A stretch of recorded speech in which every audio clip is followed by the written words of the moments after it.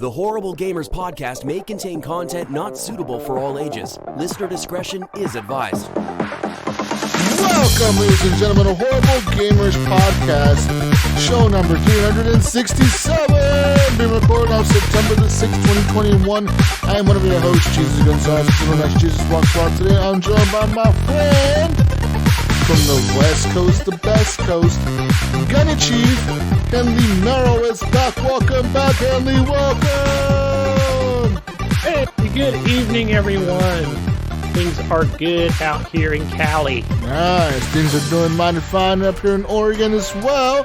And in Little Ohio, the Mayo is doing whatever Mayo does. Okay. We gotta talk about this. I think, okay, listen, Gunny, I think Mayo's in trouble, dude. I think he's been kidnapped by his new gangster neighbors that he has.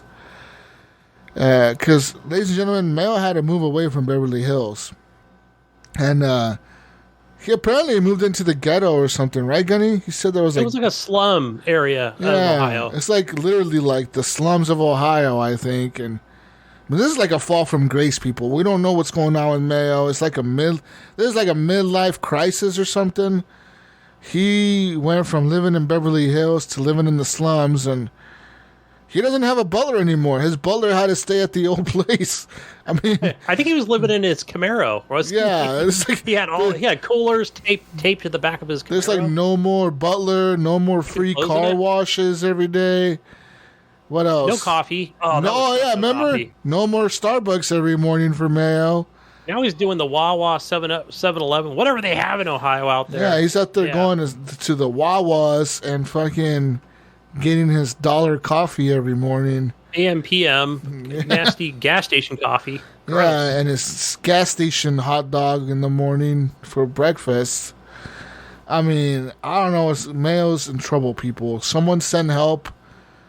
Hashtag send help for Mayo at SaveTheMayo.com. We should help Mayo not living in his Camaro /.org. If I can SaveTheMayo.com. Oh, poor Mayo. He's out there doing Mayo stuff. He moved. He's not living in the big high rise anymore. He moved to a little rise. It's a little rise, and he's doing that right now. I think. What? He doesn't even have like good internet, right, Gunny? He like went from like. He said he found it. That was the last message we got from him, that he found. Oh, he did? Yeah, I don't know if was that this morning. I think he said he found. Okay. A decent. You remember he was telling me he had like fiber optic at his last place, and this place couldn't even get like fucking dial-up or something. They got 32 megabits per hour. Yeah, he said they had like they didn't have like fiber optic at this new place or something. I was like, what? He's like, they don't have like fiber. They have like the next thing. It wasn't dial-up, he said, but it was like the next thing above from dial-up. The old DSL, yeah. Whatever the fuck. Yeah, he said they had that, but they didn't have like fiber. I'm like, well, that's fucked. That's fucked up. That's some old school shit right there. Poor Mayo. He's probably more out in the cornfields than we know. Yeah, he probably feels like he's living in like 1700s now. Right? Fuck, yeah. Did Mayo move to an Amish community? I saw, he was like posting some things about, move it. There is like Amish communities out there. I think it's Pennsylvania and Ohio, isn't it? I don't know. Did he move to an Amish? Is Mayo living with the Amish people now? He might become a Mennonite. That's what it is. He's out there with this Camaro. He put some wagon wheels on that motherfucker. He's got he put some curls up under his new black hat. Can you picture him like that? Fucking Mayo, dude. That'd be hilarious. Mayo, we miss you, Mayo. Hopefully you're doing good. Living in Amish paradise. He is. Anyways, besides all that, ladies and gentlemen, you can support the show with the monies by heading on over to Patreon at patreon.com/Horrible Gamers. Yeah, fuck yeah. Support the show like our friend Leahy, the legendary D, Jason Sams, Robert Noble, Sean Pacharek, Chad, Vader Holic, Henley M, Pork Chop Poo, Nipron, the best HGP host ever, John Jerome, Evan the Grower, not a shower, Big D Tanaka, Jonathan Titan, Big D Hall, and the first HGP Patreon, Bill Still, even the biggest D, Garner the second. Big D. Big D. Woo woo. Listen, if you're our Patreon supporter, I think you automatically have a Big D. Yeah. I think that's just the rules here. All right, all of our Patreon people are Big D people. It means you're believers in us. They got the Warriors main and the Big D. Yeah, Gunny, what's up now? Yeah. Slap it on the table. That's right. They got the Big D. They can walk around. They got the Big D. Yeah. Thank you, Patreons. Appreciate you guys. You can also support the show with the monies by heading on over to Redbubble. Get yourself some nice gear, like a nice shirt, maybe a nice hoodie, maybe a nice water bottle, a nice cell phone case, a mask, a block, some socks, a clock, or a dock. Anything. Head on over to Redbubble, search for Horrible Gamers, and buy yourself some stuff. Yeah. Yeah. Yeah. You know, a long time ago, I made like a shirt on like another website. It wasn't Redbubble, but it was like another site. And I was the only one who bought that shirt. So I have like a legit custom HGP shirt myself. And and I discontinued it because no one was buying it. So I was like, you know what? I'm going to buy one for myself. And I'm going to be the only one who owns this shirt.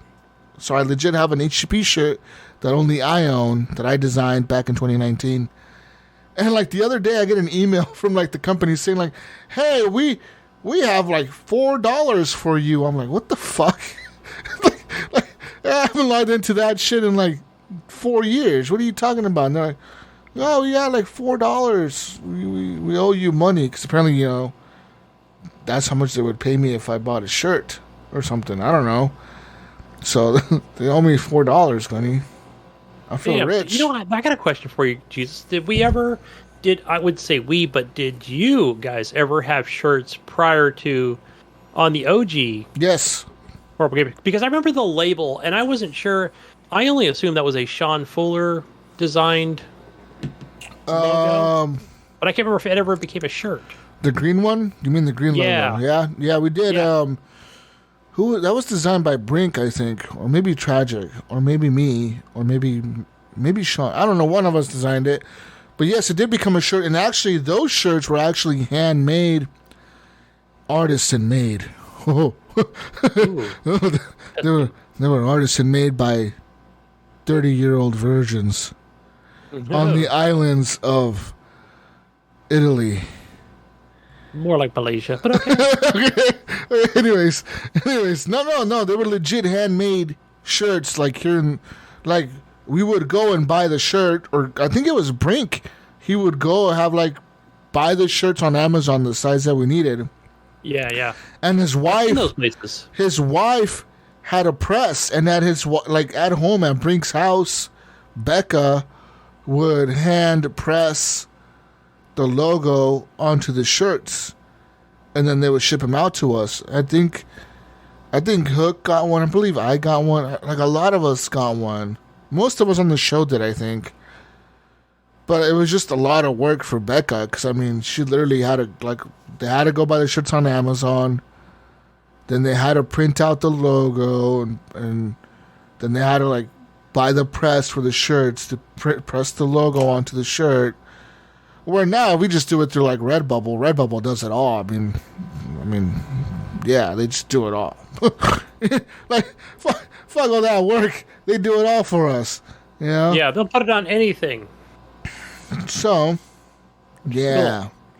But yeah, we did have some shirts back then. But back then they were more expensive because obviously they were just handmade, and people weren't really buying them because they were so expensive. So we kind of stopped doing it for that reason, because because no one was buying them. We were like, fuck this, they're too expensive. So we just stopped doing them. You know what I mean? Yeah. Anyways. Thank God for Redbubble, man. They keep things really down. Redbubble's pretty cool. We used another site. Inflation. We used another site a while back to, like, I think it was called Teespring.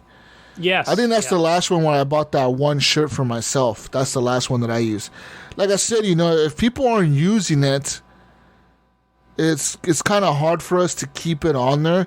Like, Teespring is really hard because they limit your time. So they ask you, like, how long do you want to be on here? And you say, like, 60 days. And it's like, that's it. Once those 60 days are up, that shirt is gone. You either have to resubmit the logo again and have it up for another 60 days. So that's the difficult part about those types of companies like Teespring. Whereas Redbubble is kind of cool because we just put it up and it's like they don't give a fuck. They're like, whatever, you just keep it on forever. It doesn't matter to us, you know? Yeah. I like that about them.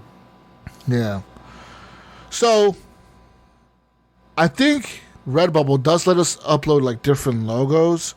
So, I might do a different one and upload that one. And we'll see if that one sells. But, yeah, anyways. Go to Redbubble. Look at our stuff. Buy some stuff. Support us. And know that not a lot of money comes to us from those shirts. Like, we literally make maybe... what, like $1 on a shirt? Maybe $1. If that, maybe $1.50. Yeah, $1.50 maybe. Where we could set it to make like $5 or $10 or whatever. But I try to keep the prices pretty low, you know. So we make like $1 maybe. Some stuff we make like 20 cents on. Yeah, like the stickers and stuff that I bought. Thanks, Gunny, for buying the fucking stickers. Yeah. 20-cent fucking return. Yeah, woo. But I mean, like I said, we don't... Because I think they do take manufacturing costs out of everything, too. Like, they'll send us a bill, and then they'll say how much they deducted out of that for manufacturing, and then they're like, oh... But the cool thing about Redbubble, they're pretty fast at shipping, and... they give you a tracking number and everything when they ship your stuff, right? Like, they're pretty good about that. They, like, within like a few days, they'll ship your shirt out and you'll have it with like a week. In like a week, you'll have all your stuff. Yeah. So if you're interested in buying a shirt, go there and get yourself a nice, even a hoodie, you know. One of my friends, she bought one of our hoodies and, I was legit surprised, like, how nice it looked. I'm like, God damn, that fucking shit looks nice. And she really liked it. She was like, yeah, I like it a lot, actually. And it wasn't that much. It was like maybe $30. Maybe $35. You know? Yeah, Mayo got one for himself, his kids. Yeah. Because they're out in, like, cold-ass Ohio land, and now that Mayo lives in his Camaro, he's probably going to buy another one. Yeah. And a blanket. Yes. No need for a shower curtain there in Mayo. Yeah, since you don't have a place to live. Poor Mayo. Fucking homeless Mayo. From Beverly Hills. Yeah. From Beverly Hills to homeless Mayo. Oh, man. We love you, Mayo. We miss you. Sad. Hashtag sad. Follow us on Twitter at _horriblegamers. Leave us a review on iTunes. Thumbs up on Stitcher. And leave us a review wherever you can, really. You know, if you listen to us on a certain podcast platform, make sure to kind of recommend us to your friends. And that's pretty much the best thing you can do for us is word of mouth. Recommend us to your friends and family. Let them know that we exist. Also, we added a new place for you guys to listen to our podcast. A new place, Gunny. Oh, really? Yes. Where are we now? So, I had to turn off the AC. I'm getting tired of it. The newest place where the people listen to our show, Gunny, is on Facebook. So, Facebook now actually pulls our show from our feed. So our entire podcast automatically goes up to Facebook. Every time we upload a new show, you're going to see on our page, it's going to say, hey, this is the latest podcast of the Horrible Gamers, and it'll automatically play if you go to our page. So, if you have friends on Facebook that are looking for a podcast and you want to kind of show us to them, you can share our page with them, share that post, because I believe it posts automatically to our page. So share that with them. So yeah, we got a new place for you to listen to our podcast, which is Facebook. Also, we're available on Spotify. We're available on Pandora. We're available on iHeartRadio, Gunny. We're available on Stitcher, Google Podcasts, Apple Podcasts, and Audible as well. Spotify. And Spotify. And Audible, Gunny. Audible, right? Oh, that's right. Yes. I subscribe. If you're an Audible listener, listen to us on Audible. Yeah. Go subscribe, Gunny. Anyways. Besides all that, big shout out to our friend, Phantomech, for the intro and outro music to today's podcast. And, yeah, let's get to talking about video games. How about that? I play video games. You play video games. How about that? Catch me outside. Okay. I played some games this week, Gunny, you motherfucker, you. You want to talk? The last couple of weeks, since we didn't do a show last week. Yeah, sorry about that, people. It just didn't work out last week. But we're back. So, anyways, I played some games, and this gave me a good time to beat games. So, I finally, Gunny, beat Mass Effect 2. Is that right? Wow, how long did that take you? Because you were trying to play every little piece of DLC out there that's included with this Legendary Edition. Quite a long time, actually. It really, like, I started it, in June? So, all right, let me ask you this question first. Now that you've finished Mass Effect 2, probably for the second or third time since this game came out. Yeah. But recently, okay, are you clamoring to play Mass Effect 3 anytime soon, or are you going to take a break? That's a good question. Right? Are you just so excited, like, fuck, I fucking made all these choices, and now I need to wrap this story up and go into Mass Effect 3 immediately? I feel that way, but I'm scared. Because, okay, we're at the time now of the year where lots of games are coming out, Gunny. Lots of games are coming out. And I don't know if I want to fucking make that commitment and play Mass Effect, you know?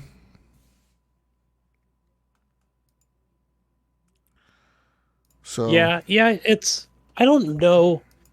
I don't know about like the DLC story stuff. I don't think there's as much in Mass Effect 3 as there was in Mass Effect 2. I think there's a lot in Mass Effect 3. I just, I don't know. Remember it. I got through it pretty quick. Yeah, I think you could if you did just skip through it. But there was a lot of DLC in Mass Effect 2. Yeah, a lot of it was cool, but some of it was kind of lame. Like the little car DLC. We had to drive the car around. That thing was so stupid. But yeah, I beat Mass Effect 2, and I was kind of like, I'm done with this. Like, I don't want to play Mass Effect 3 right now. I thought about going into Mass Effect 3. I was like, I'm not really feeling it. I thought that the end mission for Mass Effect 2 was kind of cool. I completely have forgot how that last mission was, that suicide mission. This is what they call it at the end. That was a cool mission, man, where you got like your whole crew there. Everyone, like, you got to pick who's going to be on the second team and who's staying behind and who's going forward and what you're doing. And so I was kind of playing like a renegade, was it a renegade ship? So like I was kind of being an asshole to everyone the whole game. But I still got a lot of Paragon points. So I was kind of like in the middle at the end of the game. I don't know. I just couldn't be fully bad. I couldn't commit to being like fully a bad person. You know what I mean? Like I want to be a little bad. I want to make a little bad choice. but not all the bad choices, Gunny. Not all the way, yeah. Because I've seen a lot of that dialogue where, hey, you can come into all kinds of different situations and you can play half the game Paragon, half the game Renegade. So when you get to those choices, you're shown most of the choices. Yeah.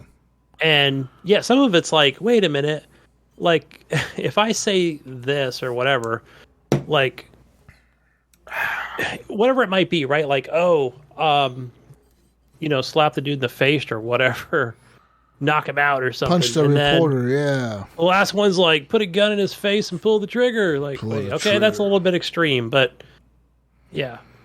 Because it may not happen or whatever. Depending on the situation, you can say that, but it doesn't actually work out that way. Yeah, you want to be mean, but not evil. That bad. I think I went totally Paragon, I told you, didn't I? I tried to do mostly Paragon in Mass Effect 2 and 3. And always wanted to go back and just do a Renegade through both playthroughs. Yeah. So, yeah, I beat Mass Effect 2. It was cool. And then I think for romance scene, I went with Tali. I was going to go with, what's her fucking face, Miranda? Yeah. But I don't know if she's in Mass Effect 3. I don't think she is. But I was like, you know what? I don't. No. Tali is my go-to motherfucker. Let's go. And so there was that. And then, yeah, Mass Effect 2 I beat. Cool game. Cool ending. It was cool seeing the Reapers in the end coming to attack Earth, which is obviously what happens in Mass Effect 3. But, what else did I beat? So I beat that, and I also beat Ratchet and Clank. So now, Ratchet and Clank, man. Okay, I told you I was in this down slump of video games in the last few shows where like I couldn't figure out what to play. I wasn't enjoying playing things. And Ratchet and Clank, dude, pulled me right in, man. Like I just picked that shit up right where I left off, near the end. I still had a couple more planets to do, like 2 or 3 more planets left to do. I think there's 9 in total. So I had like 2 left or 3 left. And I went back in there, man, and I started doing like all these... man, it was just fun, Gunny. Just literally, that game is the best game PS5 has, I think. I don't think it's... What's that other bullshit game? What's the one... where you're the Astra Scouts. The space game with the old lady. Space game, old lady, Gunny. Come on, Gunny. I'm drawing a blank here. Come on, Gunny. Space game with an old lady. Oh, my fucking God. The old lady, she's the one you die and you keep coming back. Oh, I know Returnal, dude. Yeah. I was thinking like... Gunny, come on. Even though, because I don't have a PS5, but I knew you were talking about a PS5. The exclusive game, yeah. So Returnal. I mean, that game is cool. It has nice graphics and visuals and whatnot. But I love Ratchet. Literally, Ratchet and Clank is my favorite game I've played this year. That game is fucking just phenomenal, man. It is a lot of fun. Like, they really showcase literally everything the controller can do. You know, in terms of like the tension, the triggers, the rumble, all the adaptive little haptic feedbacks they have on the triggers with the rumbles and shit, and like the triggers, you know, like sometimes they give you a little bit of tension with the guns. They have the 2 different firing modes for each weapon usually. They showcase pretty much everything the controller can do with this game. And the audio is amazing. The graphics are fucking phenomenal. I don't care if anyone, they're cartoony. I don't give a fuck. This looks like I'm playing a fucking Pixar movie or something, dude.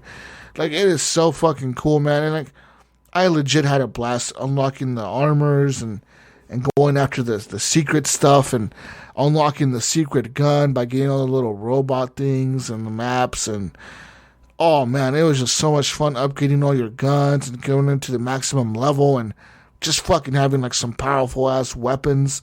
And Clink, or I think that's her name, she was a cool character. Ratchet's a cool character. Clank's a cool character, and Kit's a cool character. It's all super cool, man. The story is super well told. It's nice and cohesive. Cause like it's a nice cohesive story. You know, the evil bad guys opening rifts and blah blah blah and all that shit. And then fucking at the end, you have a pretty cool boss battle in the end. It was fucking dope, man. I had a lot of fun playing that game. That's awesome. I really did, Gunny. Yeah, that game, like watching that game, like little clips or whatever, even on YouTube, where I'm like, oh man, I can't wait to get a PS5. Play this game. It's just so fucking cool awesome. going from the one dimension to the next dimension. It's just so fucking cool doing that, you know, all the time and being able to just the platforming is really tight. It's all fucking really well done. That game is really good. And like even though they put like 50 enemies on the screen at a time sometimes, it doesn't chug and it's so like satisfying when I kill like 50 people and you got all the bolts on the ground just laying there and they all kind of suck into the character. You got like all these little bolts flying towards your character. It looks so satisfying. It's just like, I love the bolts in that game. It's just so satisfying seeing them fly towards you and you're collecting them. It's satisfying, Gunny. It's fucking satisfying, okay? I love know what you're saying. But yeah, so I beat that as well. So I beat Ratchet & Clank: A Rift Apart. I beat Mass Effect 2. And now I don't have nothing to play on my PS5. So I went back and played a little bit more Ghost of Tsushima. Did you buy the DLC Yes. for that? Yeah, I bought the Director's Cut, which is the whatever $30 upgrade thing or whatever. And it does add some things to the game where, like I said, it does add the haptic feedback on your controller. And now it's even cool, Gunny. Like, you know, the game is guided by the wind. Like, the character, when you have, like, say you're going to, like, an area of the map. I don't know if you've played this, Gunny, or not, but, like, you know that there's no map, right? There's no mini-map. It's just the wind guides you to where you're going, right? Like you have to follow the wind, and that kind of takes you to the next area or whatever. Or wherever you, like, if you open up your map and you set a waypoint, the wind will guide you towards that waypoint. So one thing that I was playing the other day, and I don't know if it was like some extra level immersion shit, but so I sat on my lazy boy, like really close to my OLED, man. Like I pulled that shit like right in front of my fucking TV, right? I got to kick back. I turned the fan on next to me, like a few feet away. So I got like wind blowing at me, you know, like with the fan. And in the game, there's wind blowing in the game. So I felt like I was in the game, like some next level immersion shit, Gunny, right? Like I got wind blowing, and then I got the headphones on, so I'm completely like, all I hear is the game. Zone. All I hear is the game. I feel the wind on my face. I see the wind in the screen.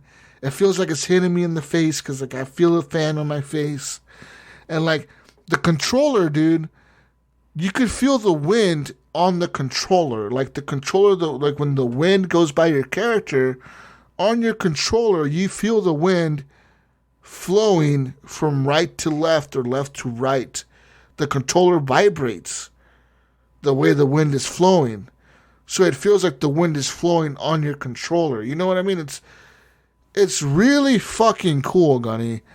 Like, I know people talk shit about the next gen controller bullshit. Like, oh, Microsoft controller is better. No, dude. Hands down, the DualSense is fucking dope, dude. That controller is next gen as fuck, Gunny, because it legit adds like a new level of immersion. Like the things you don't think about, they've done it. They like it feels like the wind is in your hand, like flowing in your controller, dude. Even when there's raindrops, Gunny, in the game, there's thunder, right? And the thunder rumbles, the controller rumbles with the thunder, but then the raindrops, you can feel them on the controller. You feel the little raindrops dropping like it feels like there's raindrops on your controller. Was it more like you really had a leak in your ceiling? No. Like you were feeling the wind, you look up, you're like, it's the hot water heater. No. There was raindrops in my controller. There was wind in my controller. All the wind in my controller. If I can just add to this fanboyism of yours. Okay, go ahead. Xbox, please just cover your ear holes because I'm gonna add to this. But because one of my things where it's not a thing of concern, but I was more like, damn, PlayStation 5 and their haptic feedback going to keep their shit on the PlayStation 5.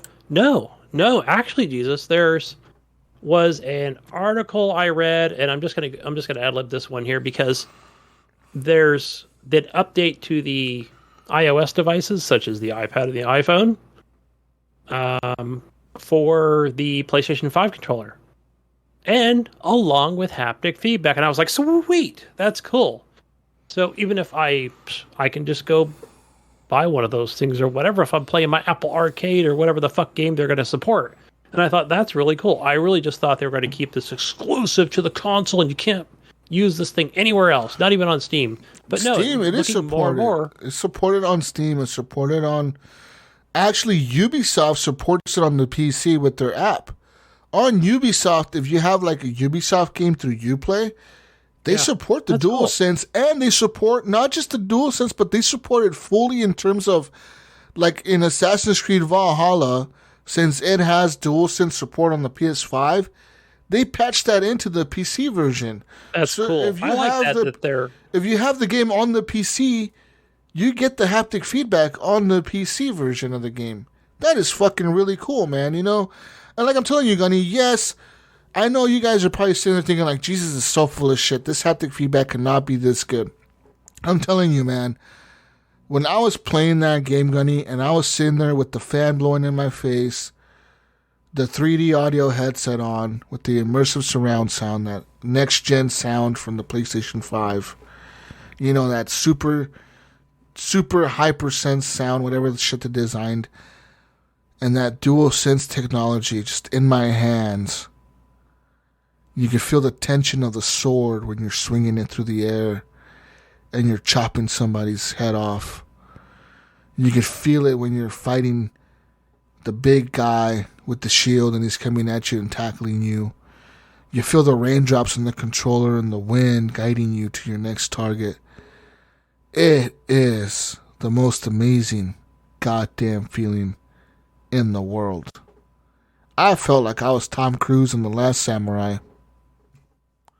I hear you. I was watching, I played it a little bit last week and watched a guy on Twitch who's in the video community. And it was like, there were some moments where I was like, whoa, like almost like your character was going to fall backwards, even though he does fall backwards at times. But it was like, I was like, like I found myself doing that thing because I'm like, holy shit, the fucking mocap in this thing is, if it's even mocap that I'm even speaking about with the combat, where I'm like, how did they do that? That's the combat is good. Really fucking cool, man. There's moments in that game where like, even my brother was watching. He's like, dude, this game looks. He's like, because I gave my brother my PS4 Pro, right? When I got the PS5, I gave him the PS4 Pro because he didn't have a PS4. So I was like, you know what? I'm gonna, instead of selling it or keeping it in my bedroom, I'm gonna give it to him so he can experience some PS4 games. Because I have my account still logged into that one, set as my home PS4 Pro. So he has an account that he made on there, but he can access all my games, right, that I buy. He can access them all because they're available on the PS4 as well.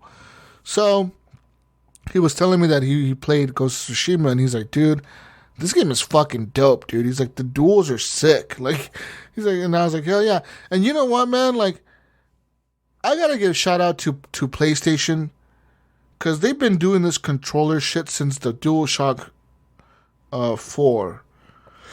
Or 3. Was it the 3? Which one is the PS4 one? Is it the DualShock 5 on the PS4? Or 3 or 4? No. Well, you're talking about... the PS4. What DualShock is it? What does it say on there? I don't know. What's this? This one here? Yeah, is that DualShock 5? I don't know what it is. It doesn't say. Anyways, ever since they added that little trackpad, man, and that microphone. Okay, ever since they added the microphone or that speaker and the trackpad onto the controller, Gunny.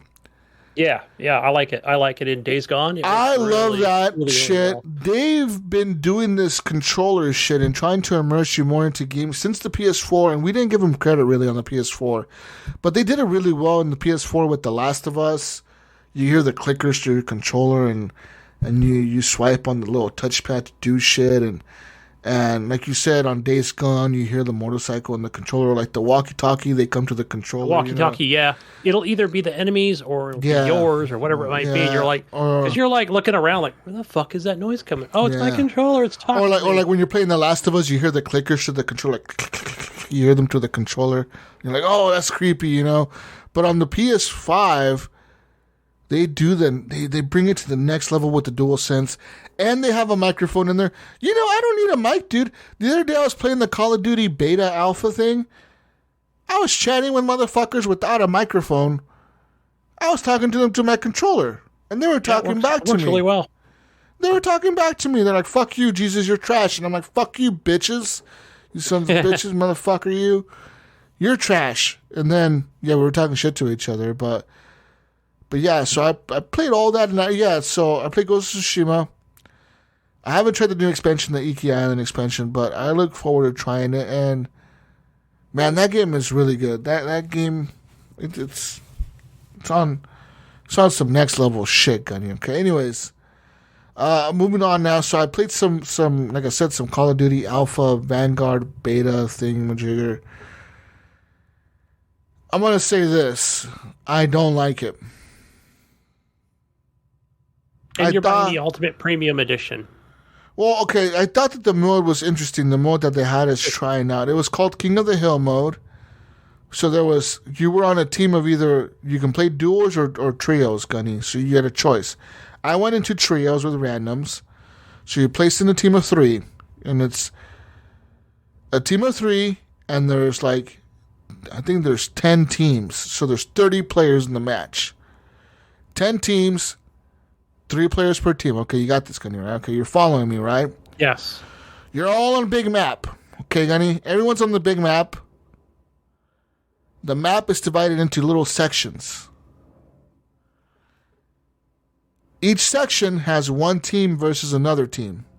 So, for example, say, Gunny, you are on Alpha team. Mayo is on Bravo team. I am on Charlie team.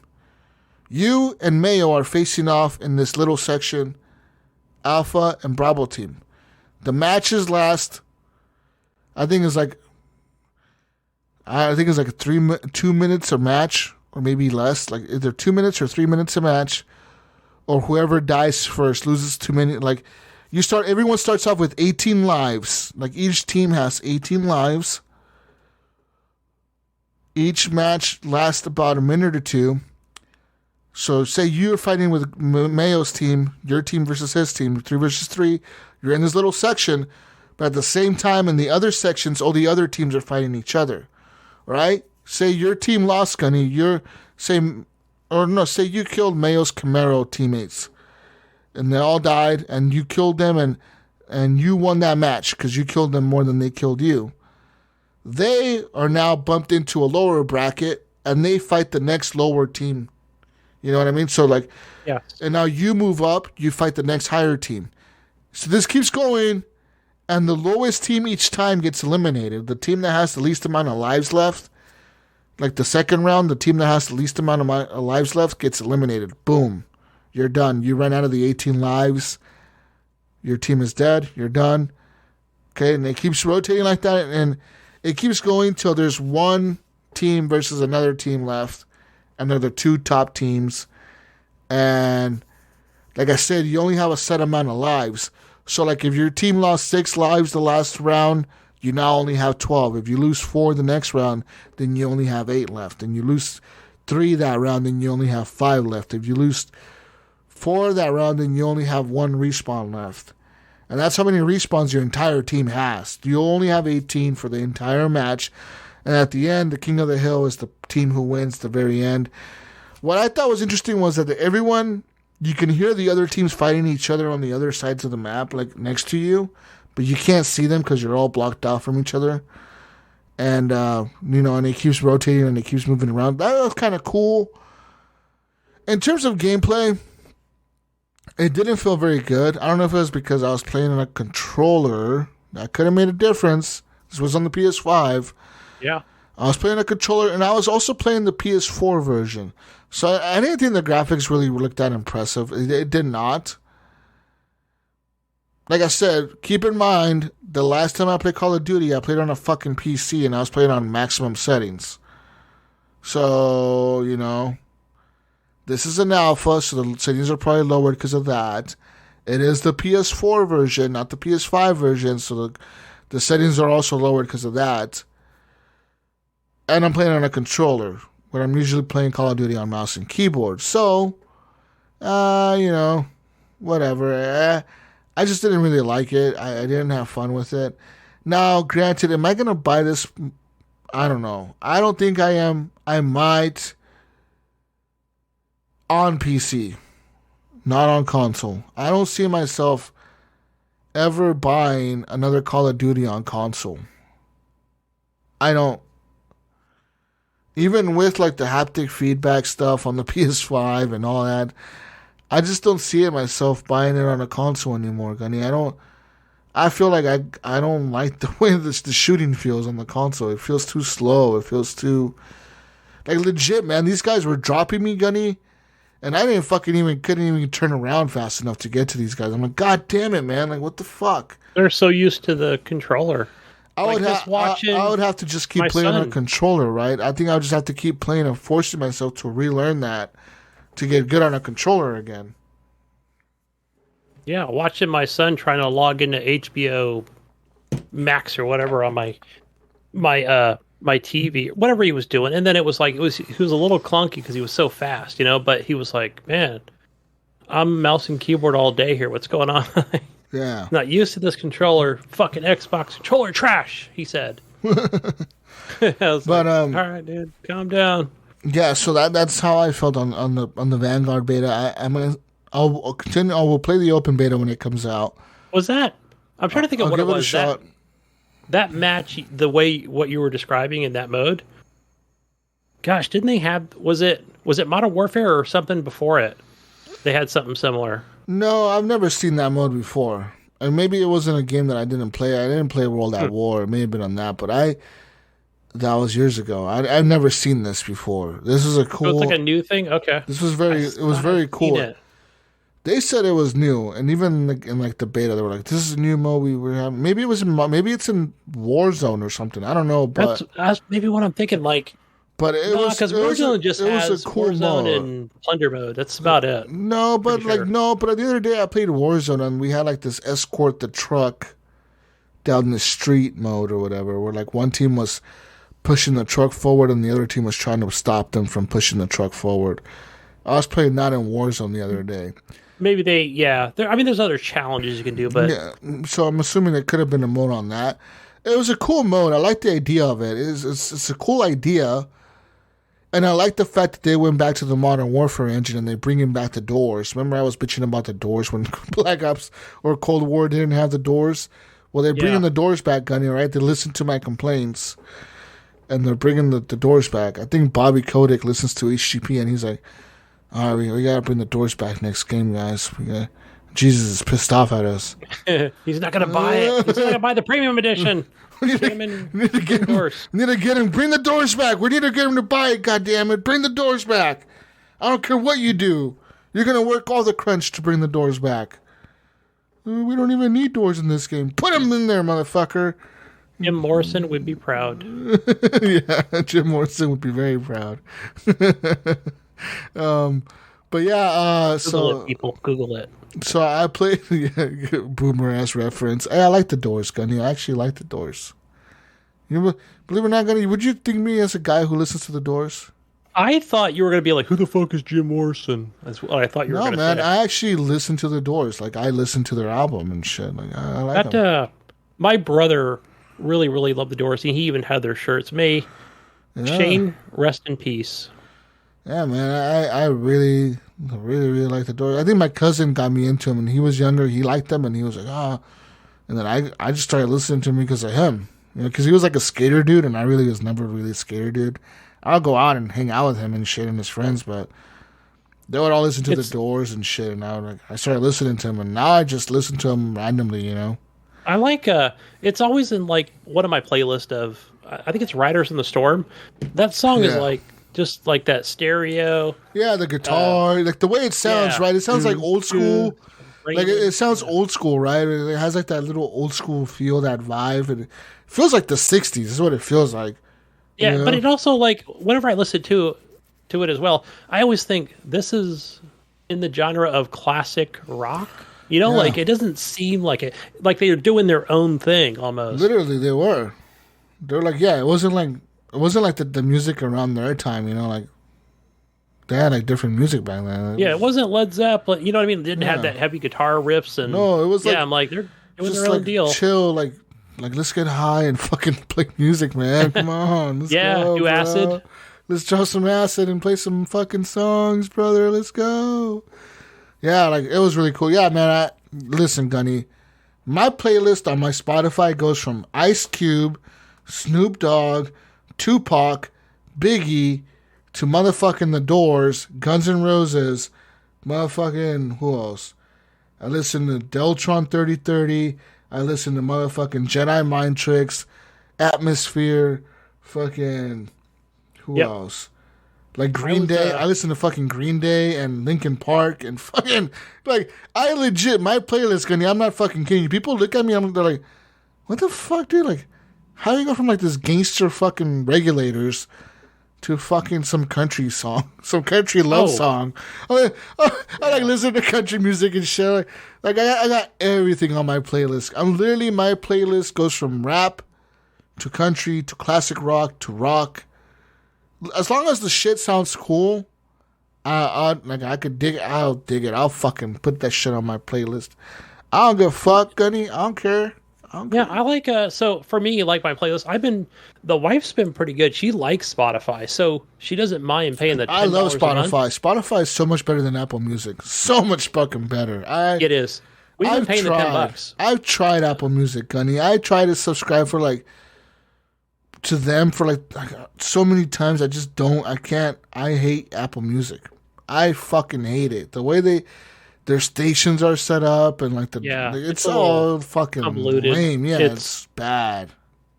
It's kind of like their if we're trashing on Apple here, the fucking podcast app was so bad that me and Dirty Bite were like, fuck it, we're just gonna go. I think we're using fucking Overcast or whatever. So I've been using Overcast for years. I've always used the Apple Podcast. I've always liked it. But then I would admit the newest update to it has really fucked it up a little bit. But the music app, doesn't compare to Spotify. The reason I like Spotify, because it literally, Spotify, I don't know what algorithm they use, and they got some real next-gen shit on their hands. Because whatever algorithm they use, every time they recommend a playlist to me, that's a new playlist that says hey, this is a discovery playlist we made up. Check this out. It'll say this is a playlist you might like for working out, or this is a playlist you might like to chill out to. This is a playlist you might like to work to. This is a playlist you might like to get hyped to or wake up to. Every time I play one of those playlists, I would say about half the time to 3/4 of the time, I'm digging the shit that's on there. I'm like, this is pretty fucking cool music. Sometimes I discover music because of Spotify, because they're like, hey, since you listen to these motherfuckers, you might like this guy, or you might like this type of music, or you might like this band. And next thing you know, I'm listening to this band, and I'm like, fuck yeah, I'm digging this shit. Yeah. It'll be like some country folk fucking banjo fucking knee slapping, banjo playing. There was one country singing folk music, but I love there was one that Leahy I think sent me, and I really like those guys. Just randomly sent it to me. I was like, "What's this? Is this funny?" No, good. Just exactly what you just mentioned. What is it? Is it country? Is it rock? What the fuck is it? But it's good music. Listen, man. I'll find my taste of music, like I said, goes from everything. I've literally, Gunny, go from listening to Bone Thugs and Harmony with Tupac and Biggie to motherfucking The Doors, the next song. You know what I mean? Sometimes I listen to my playlist on the way to work, and I'm like, this is so fucking random. This playlist has no rhyme or rhythm. It's just fucking going. It's just everything in one thing. You know what I mean? It's literally everything in one fucking thing. It's just there, it's just going. But I feel like that's a good thing. I feel like I can adjust to all types of music. Yeah, I've been listening to like currently like here's a good one, Jesus. I've been listening to Beastie Boys Radio. So even though I feel like they never recorded a lot of music, but the music that's like their music is kind of cool. Yeah, or it's like a random thing. Like it's got obviously shit from the 90s or whatever. Sir Mix-a-Lot. Does it have Vanilla Ice in there? You know what? I haven't heard him, but I never like. Okay, he's got one good song. Listen, you don't fuck with Vanilla Ice, bro. That motherfucker was the shit when that shit came out. You know what it's got, though? Some Naughty by Nature, some Wu-Tang Clan. Gunny, you gotta sit here and tell me your ass... You're gonna sit here and tell me your ass was not dancing to Ice Ice Baby when they came out, motherfucker. You were. You know you were like, oh, man, I want that 5.0 Mustang. And you were doing the fucking breakdance and shit, fucking Ice Ice Baby. You know you were doing it, Gunny. You knew I had the haircut and I had the... Yeah, and you were like, yeah, I had the MC Hammer pants. I tried the 5.0 Mustang. You're fucking doing the breakdance, Ice Ice Baby breakdance. Yeah, you know you were doing it, Gunny. Don't lie. You know I was doing the Hammer time, right? Yeah, don't lie, Gunny. All right? I feel bad for Vanilla Ice. Suge Knight took all his fucking money. You know that? Who did? Suge Knight. The guy who owned Death Row Records, the guy the guy who pretty much stole Tupac from the East Coast and brought him to the West Coast. Yeah, because you know Tupac, when he first started rapping, Gunny, he was actually rapping in the East Coast. He was actually friends with Biggie, like they were like really close friends, and Biggie actually introduced him to Puff Daddy, and Tupac actually was recording a rap music or like an album with Biggie and them at Bad Boy Records. But one day, when he went to go to the recording studio at Bad Boy Records or whatever, apparently in the elevator, either he was going there or either coming back, one of the two. But in the elevator, he was robbed. Like somebody tried to rob him in the elevator and they shot him in the back of the head twice. Damn. It was like twice. I think they shot him twice or three times in the back of the head.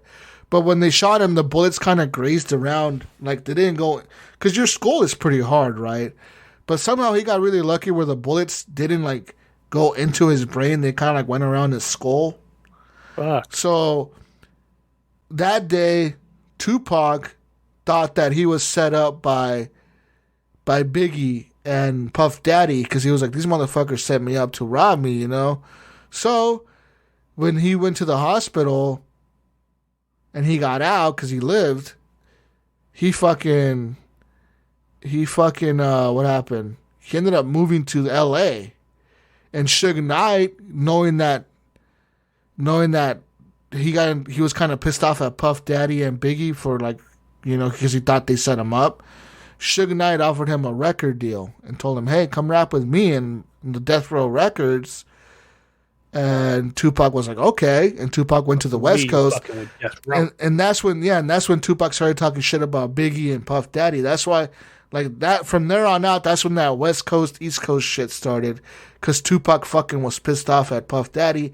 And Suge Knight told him, like, you know what? Let's make this like an East Coast, West Coast thing. Let's make this like a rivalry Rivals. thing. Yeah. So, like, that's why he's always talking shit about the East Coast and about like all the East Coast Bad Boy record label rappers. Because back then on the East Coast, Bad Boy Records was like the biggest record label you could be under, rap label on the East Coast. You know, it was in New York City. It was like the biggest one, you know.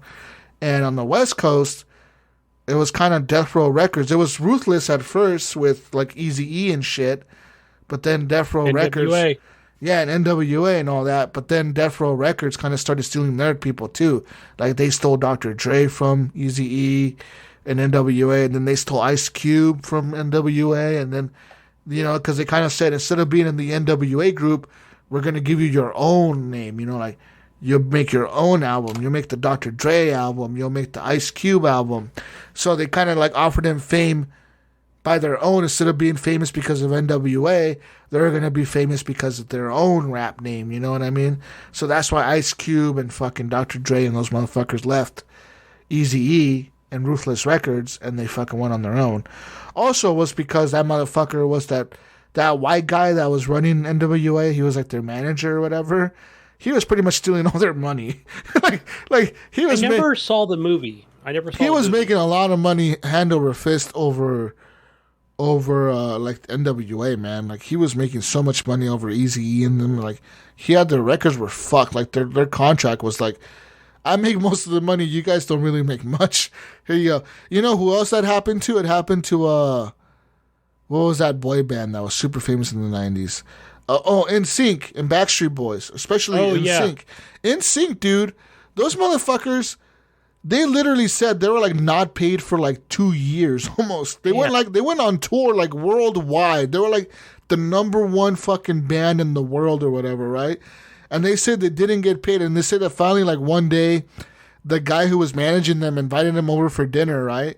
And he made it like this big deal, like, oh, I'm gonna finally pay you guys, right? And he invited everyone over for dinner, like the whole band. And they all went to go eat with this motherfucker. And he said he gave them all checks. And guess how much the check was for? And they had just gone on like, they just gone like on a worldwide, multi-country fucking tour. And they came back for a paycheck and they got $10,000 a piece, dude. Holy fuck. And even back then, literally, this was like in 19. It would be $2 million each. This is like in 1999 or something when these guys were like the top of the world, dude. They're like the number one fucking band. They were like, I remember, like, I think it was Justin Timberlake. He was talking about it. He was like, yeah, man. He was like, we got fucking paid. We thought that we were gonna get paid like $1 million or something, and we got $10,000 a piece. He said we were all looking at each other like, what the fuck? They said they were. You figure they were all young, gullible, right? Yeah. They said they all got their fucked own over. Separate deals with other companies with whatever it might be. Yeah. You know? They said they all got fucked over by that guy. That guy. Commercials. They said he was making the most money, and he said half the time they were broke. They couldn't even afford like if they wanted to stay in a hotel room, they couldn't afford it because they were that broke. They said like literally. Like the record label would pay for most of that stuff, but they had no money to spend themselves. They were like, we looked like we had money, but we didn't have anything. So what you're saying is I didn't know this, and I don't know how it works. Matter of fact, me and the wife and young Gunny were in the car today talking about it. It's just something I've never Googled or whatever, but NSYNC and then I think Backstreet Boys, whoever it is, but isn't there a band that just never ends?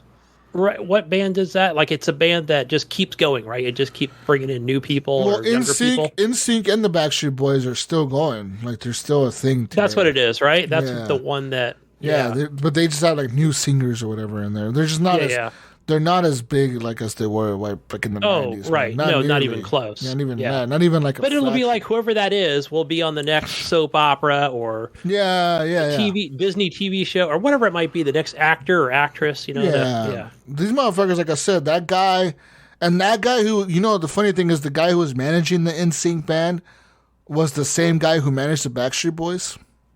Yeah, was it? Because I remember, I forget his name. There's this white dude. I forget his fucking name, but everyone fucking hated him in the fucking industry. It was like this motherfucker was a piece of shit. He because I remember fucked over a lot of people.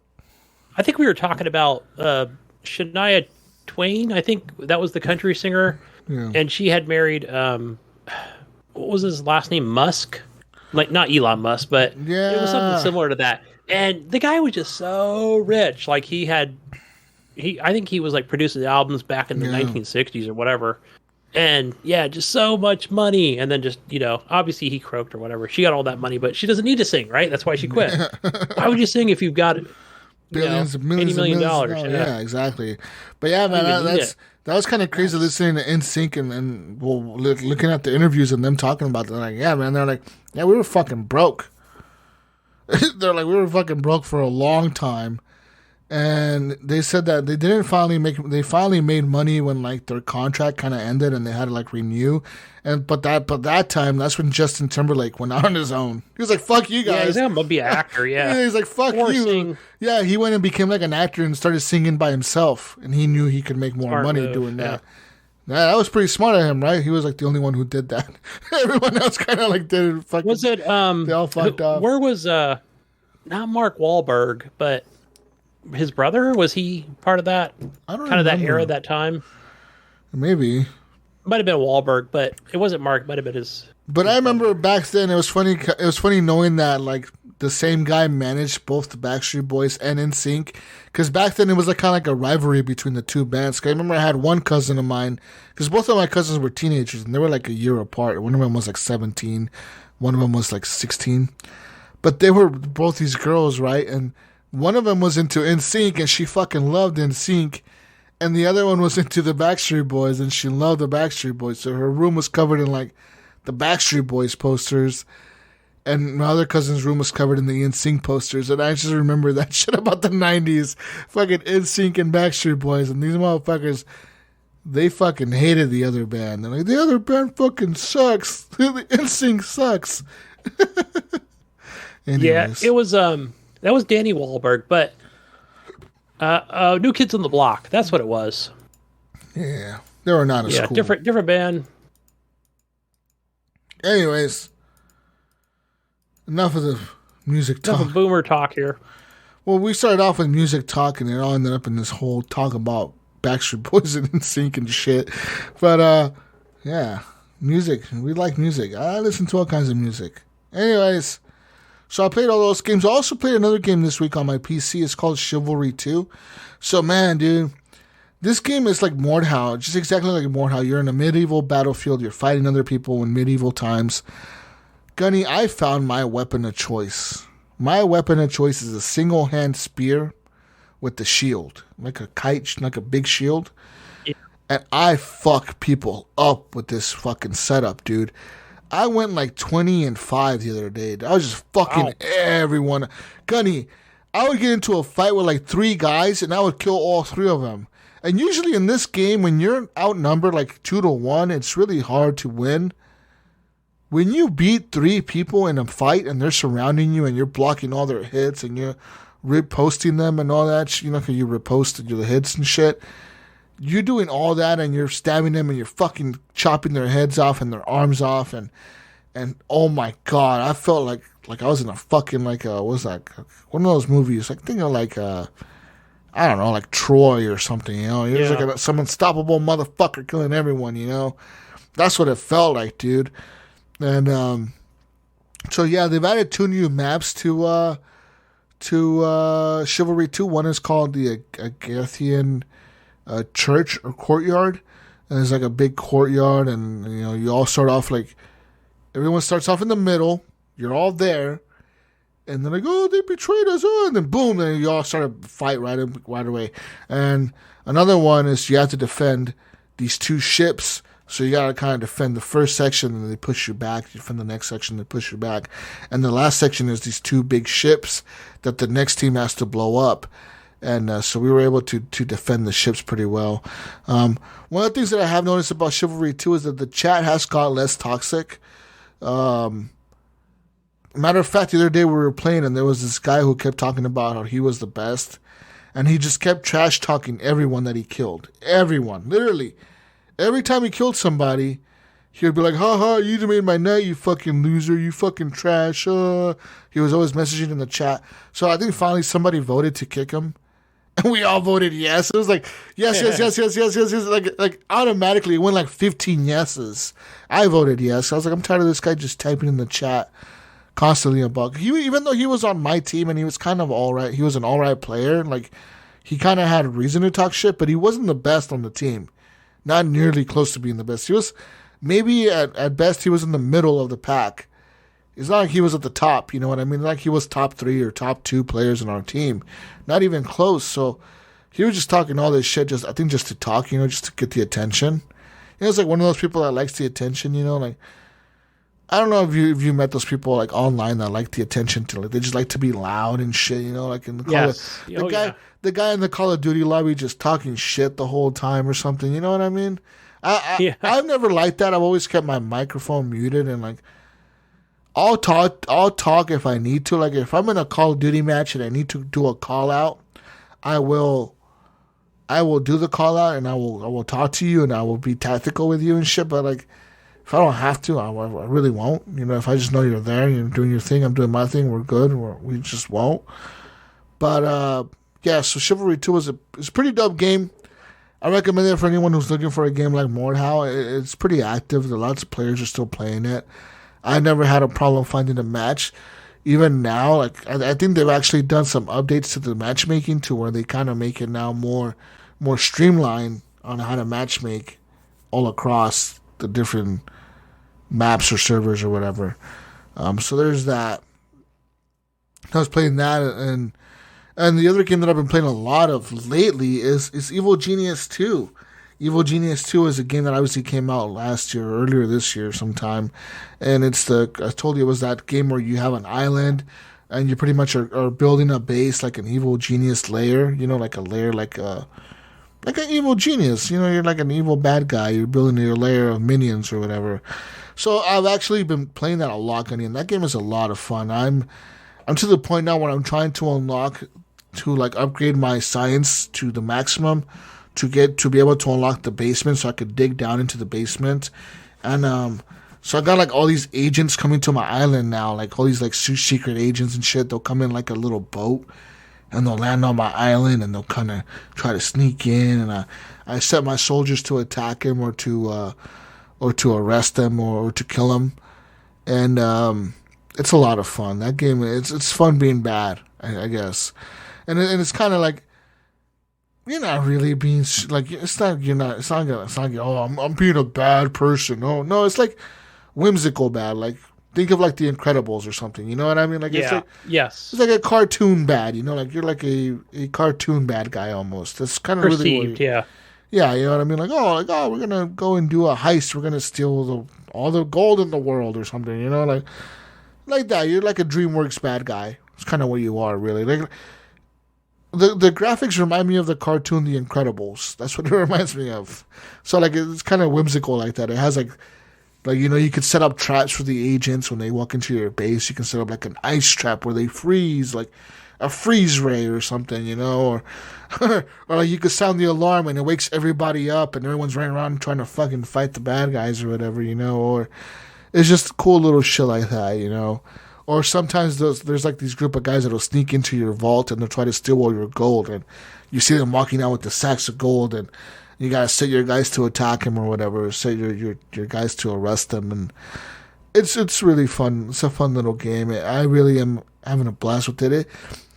It is whimsical like that. It's cartoony, but it does have its challenges, and it does. For some reason, when I stopped playing it last time, Gunny, I remember I told you guys that I was having trouble with it.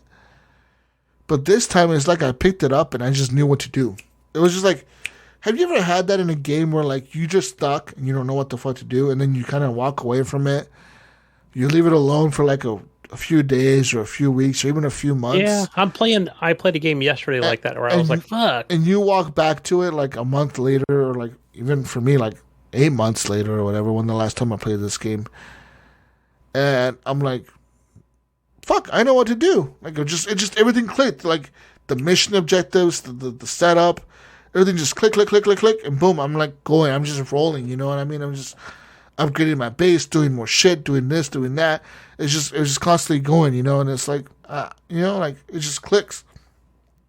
So yeah, Evil Genius 2 is a cool game. I think it's like honestly, I think it's like a $40 game. And there is DLC for it. I don't know if I bought the deluxe edition for it or not. But yeah, I know they've done a lot of updates to it because I see the support page for it. And there's a lot of updates saying like, we've added these new minion types and we've added this new thing and we added this and that and that and this. And there's like more than one campaign. So there's the basic campaign, and then you can replay the campaign but as different bad guys. So there's like 4 or 5 different evil geniuses that you can play as. And I think the different types of evil genius you play as, the more difficult it gets or easier it gets. So I think I'm playing as Maximilian, which is like the main character on the cover. And he's kind of like the normal, easy, like kind of like the base starter guy. Like if you haven't played the game before, you should play as him to kind of know the stuff. And if you beat it as him, then you can maybe switch over to the next evil genius. You know what I mean? But I haven't played it to where I don't know if you switch over to the next one, if it changes your island or the way your island looks. Because your island is kind of like, you're on an island, and the island is like the front part of it is like it's a casino, right? So you can set up like slot machines and stuff to like bring in tourists and distract the spies that come in and try to like investigate your shit. You can distract them with these slot machines and blackjack tables and like concerts and shit in the front. But I wonder if you switch over to like a different bad guy, if it has any impact on that stuff. It'll change how that looks, or maybe the layout. I don't know. You know what I mean? So I look forward to beating it as this guy, and maybe I'll keep playing it as the other guys. I don't know. But it's a game like City Skylines where like it's really unbeatable. Like you can just keep playing it. I think forever. Oh, you just keep going? Okay, yeah. I think so. Like it just keeps going forever and ever. I might want to check that one out because I like those games sometimes. You'll like it, Gunny. I think you really will. I think you'll get really into it. Like I think at first you'll be like, oh, I don't get it, and then I think if you get into it, I think you'll be like, oh, I sunk like 4,000 hours into it. Because I know on City Skylines, the other day I went to the City Skylines thing, and you have like 2,000 hours in that game, Gunny. On Steam. Yeah. I can play that game forever. I saw that. You're like literally like the number one player on my Steam account for that game. Yeah. It says like a lot of my friends have it, but you have like the most hours into it for sure. Yeah, I add that to my wish list. It's $39, but yeah, it's in my wish list. Evil Genius 2 is a great game though, Gunny. Like, I bought it when it first came out because I think Mayo told me about it, and I was like, this looks like a Jesus game, and I bought it, and I don't regret the purchase. Like I said, I did stop playing it for a long time ever since you heard me speak about it last time. But like I said, I came back to it and everything just clicked, and I'm just fucking rolling with it, and I'm like, hell yeah, man, I'm into this. I like it, Gunny. But nice. I like my base building strategy games. Other than that, what else did I play? I'm trying to think of anything else that I played. Oh, I played some Frostpunk. I downloaded the Xbox version on the Game Pass on the PC. Now, I will say this.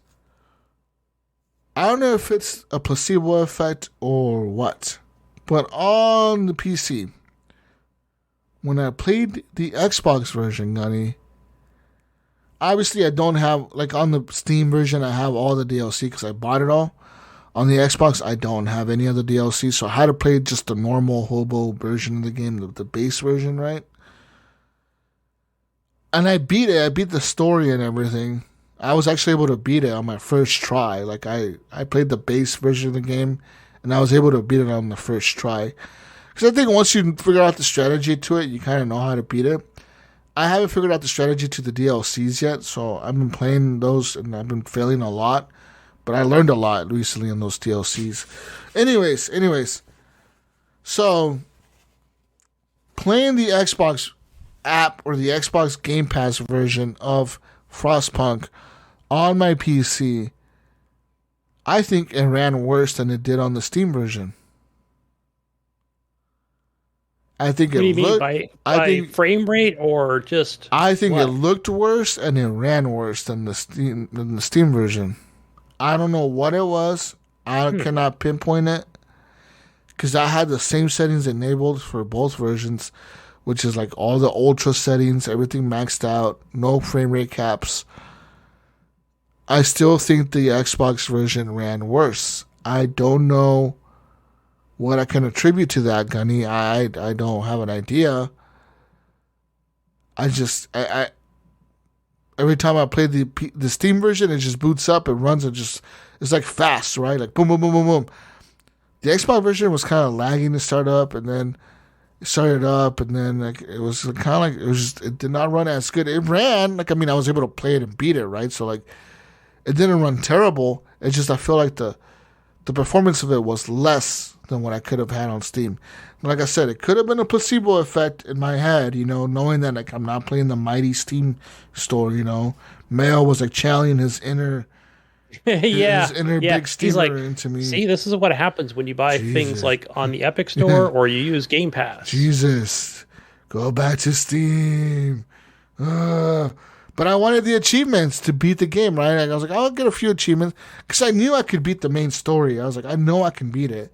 So I'm just going to beat it because I want to beat it just to feel the satisfaction of being able to beat it again. And I did, and I got achievements for it. But I don't know why it ran worse.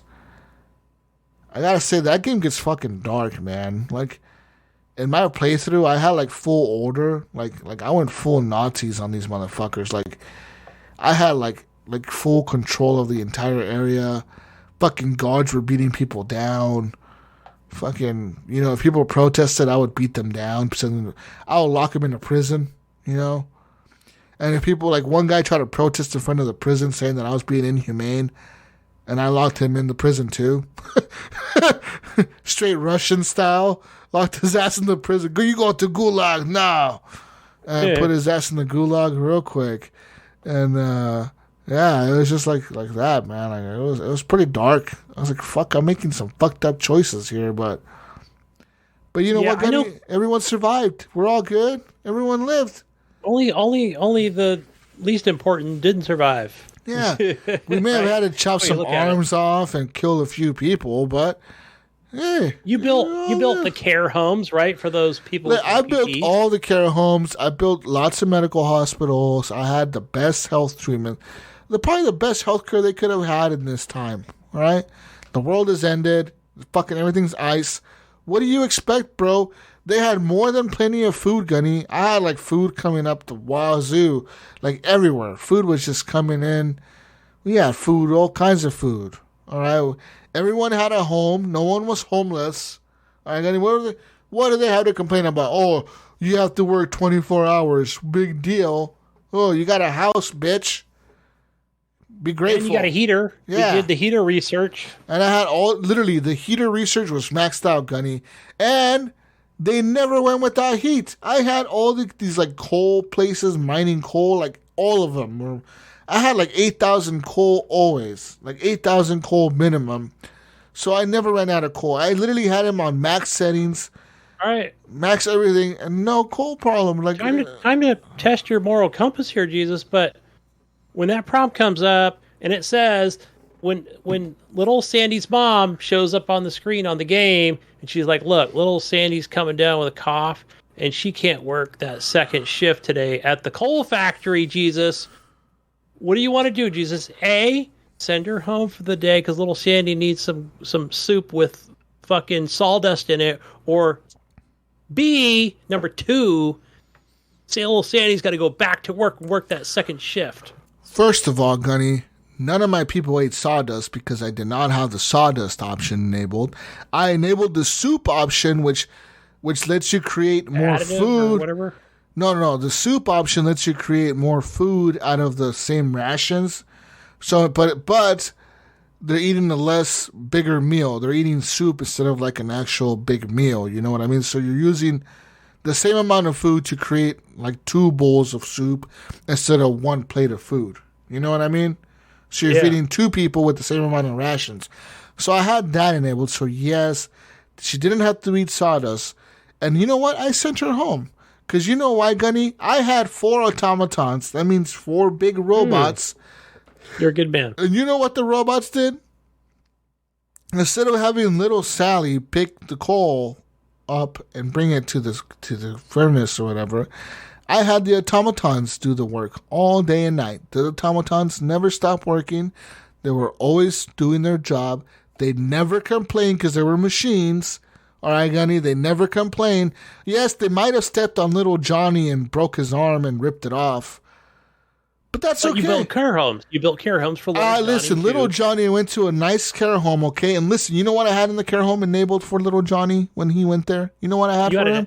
You got a PlayStation 5? I had a PS5 with the DualSense, and I had double ration food for his ass. So little Johnny, when he went into the care home, guess what? He got double bowl of soup. Instead of 1 bowl of Campbell's chicken noodle soup, he got 2 because he was in the care home.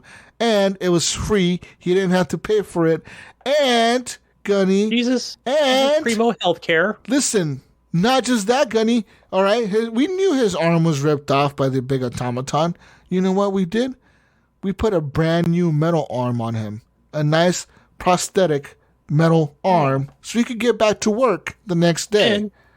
And just to remind the chat, because Jesus failed to mention this part out, that he had little Johnny's mom sign this form before she took him out of the the care home. We don't know what it was, but we had her sign this form. Listen, he may have owed a lot of work hours, but sacrifices had to be made. All right. And listen, when the big storm, because there's in the beginning, the Frostpunk, the main game, you're building up your town, and eventually you get to a point where you get all these refugees start coming in, and they tell you, you're like, where the fuck are these guys coming from? And you find out they're coming from the Big Frost, and the Big Frost is moving in on the map, and it's destroying all the places you can go check out. So the Big Frost comes to your city and your town. It drops negative 200 degrees. It goes literally negative 200 degrees.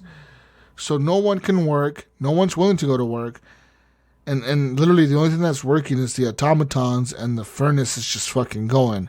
Now, during this time, you either got to have a bunch of food already made and stocked up so your people can eat, and the people can fucking have a little bit of heat, that you're trying to generate with the heaters.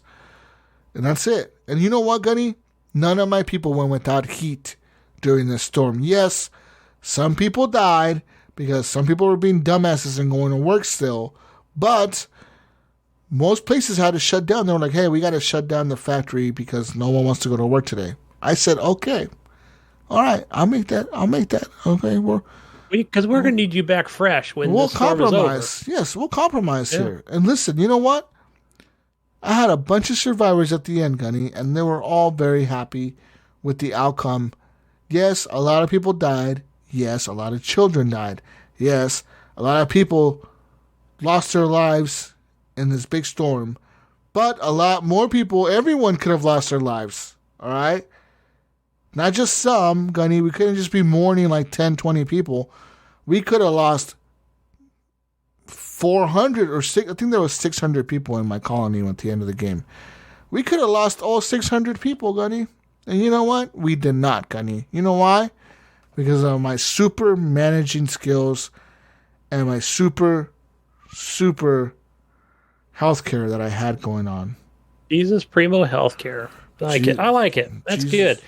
I usually just let him die off, but I haven't gotten that far yet. I had everything unlocked. I had literally my tech tree was pretty much. I think I had everything on the tech tree unlocked on everything. I'm talking on the healthcare, on the heater. I know I prioritized the heater. Once I knew the storm was coming, I was like, okay, fuck this. The heater needs to go first, and I upgraded everything on the heater thing. Everything the upgrades, everything, and I remember I put heaters in all the homes, where all the house, because I had all the houses in one section, and I had them all as houses, instead of bunkers or whatever, they're tents, there were houses, and I put the heaters everything was heated, dude, in that area, and everything was heated in the doctor area where the medical place was. I heated all that. I make sure I put extra heaters everywhere in the work areas, in the coal areas even where the robots are working, Gunny, I put heaters. All right? Even though there's no people there's robots, I still put heaters there, Gunny. All right? Just make everybody sign a disclaimer. Watch out for the automaton. It might step on you and kill you or take a leg or arm off. Yes, we may have had some people get beat up and thrown in prison unlawfully. But, hey, sacrifices must be made in this new world order. All right? And I love it. I love it when you get to that point, Gunny, when you get to the new, it's called New World Order, and you click on that. Because the whole, there's a hope meter, that goes up and down. Hope and discontent, right? The hope meter just gets locked out at maximum. When you get to New World Order, there's no more hope. It just max automatically. It just stays there at max. The only thing that goes up and down is the discontent. But you can manage that with the guards. The fucking guards could beat some people's heads in, and discontent goes down. That's where things get juicy. That's why I think people should be playing this game. That's when it gets really fun. Yeah, beat some people's heads in, and then you spread propaganda around and shit. You show the people how much you're doing for them, even though they're all starving and dying.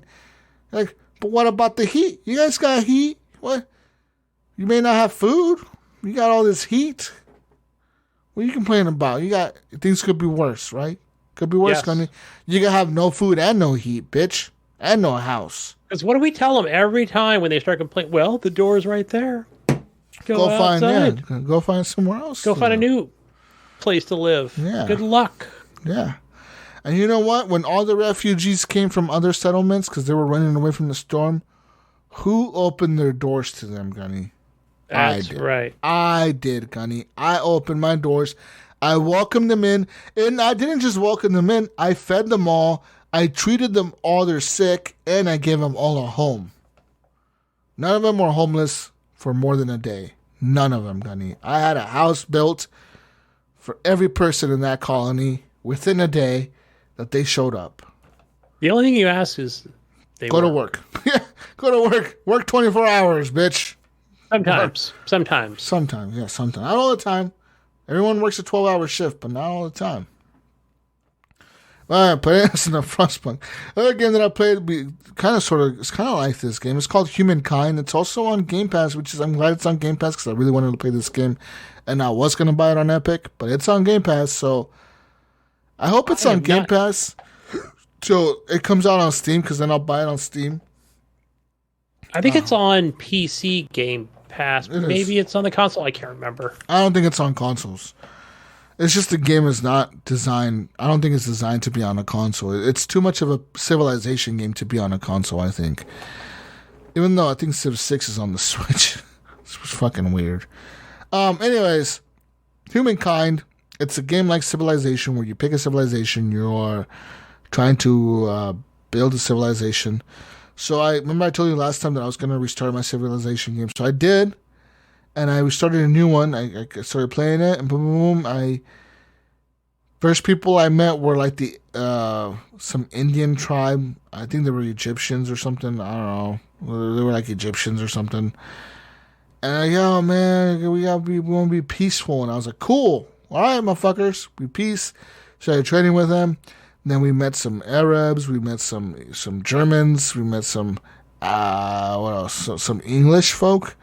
And we met a sultan of something. He must have been Arabian. And a few other people. And, okay, this game, man, it gets really difficult. Like, this game, it's political. And, like, it's really different from Civilization, Gunny. Like, you have a lot of different options in this fucking game, dude. So you got like trade. You can make trade treaties with other countries, but also you can like have open borders with them or closed borders with them. You can have like, hey, my military can walk through your land, but your military cannot walk through mine. And like if my military, like say like when I pick a civilized, like every time it switches to a new era, right? So it goes from like prehistoric to medieval to ancient to whatever, like the different eras. Whenever you go to a new era, you can pick a new what is it, like a new agreement?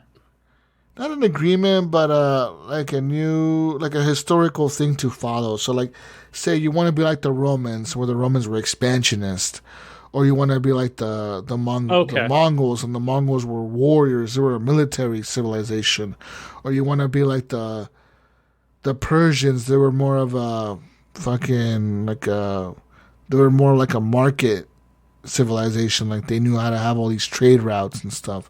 So they have like these perks, right? Expansionist, market, military, and something else. So I picked expansionist, and the cool thing about expansionist is expansion. If you have this perk enabled because you picked it, you're able to walk into other people's. You're able to send your military through other people's borders without their permission, even if they don't grant you permission. You're able to send your military without causing a war. Like, you can walk to their borders, and as long as you don't attack them, their soldiers, or their resources, you can not cause a war.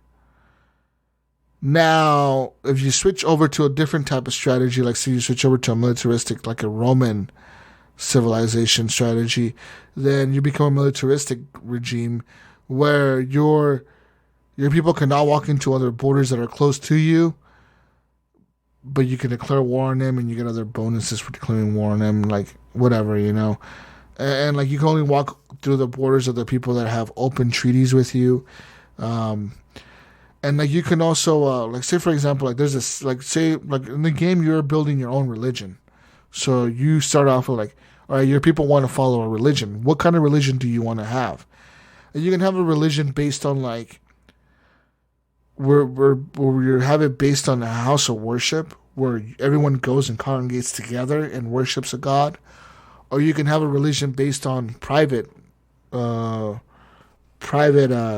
whatever, like you can privately worship God in your own house or whatever. So these types of religions are there. You pick which one you want. Then from there you pick like what kind of beliefs do you want. Do you believe in the state? You believe in whatever. You believe in freedom. You believe in this and that, blah, blah, blah. And you can actually, at times when other people are oppressing people in religions, you can actually condemn them and say like, hey man, I condemn you for not letting the people of this city worship my religion. And you can demand that those people give up that city to you, and they will have to give up that city to you. Or you can use that grievance against them to declare a war on them and be like, you know what, I'm declaring fucking war on you, and now I'm gonna fucking have a reason to have to go to war with you. So there's all that. And like that happens in the game. It's a very unique game, Humankind. It's difficult. There's all kinds of shit you can do with the game. You can have open borders, closed borders. You can have border treaties with people. Like, you accept their refugees for a certain amount of time. If there's a war going on in their country, you can accept refugees. And just all kinds of shit like that. I mean, it's a very unique little game. And it runs all right on the PC via Game Pass. I haven't seen much problems with it. But I don't have anything compared to it. I haven't played it on the Epic Store, so it may run better on Epic. I just haven't been able to play it on the Epic Store. But yeah, so I played a little bit of that. And about the last thing that I played, honestly, was a little bit of Battlefield. I played a little bit of Battlefield 4 the other day. And Battlefield 4 is going pretty strong. There's always matches to find in there, and there's always things to do. So I'm always finding a match in Battlefield. Yeah, I saw somebody putting up clips on that. Friend of mine on Xbox. It's like, oh, he's still playing that game? Wow. Yeah. But other than that, that's it, man. What have you been playing, Gunny? Not a whole heck of a lot this week, but what I did play, since I didn't buy it until recently, till this past weekend, which was Aliens Fireteam Elite, which is the newest game that apparently they didn't screw up. They did it right compared to whatever it was, Colonial Marines, which I never played anyway, back last gen, 360 days. But it's so far from what I've played, it hasn't been. I've just been single player and just some random online people. I haven't had a chance to team up with any friends. But yeah, a simple shoot 'em up, man. Corridor, alien shoot 'em up game.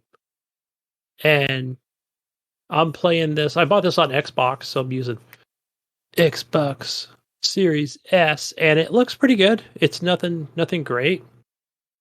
It does have that Gears of War style, that kind of barrel roll or leap, jump and roll sort of mechanics to it, and pretty fairly simple weapons so far.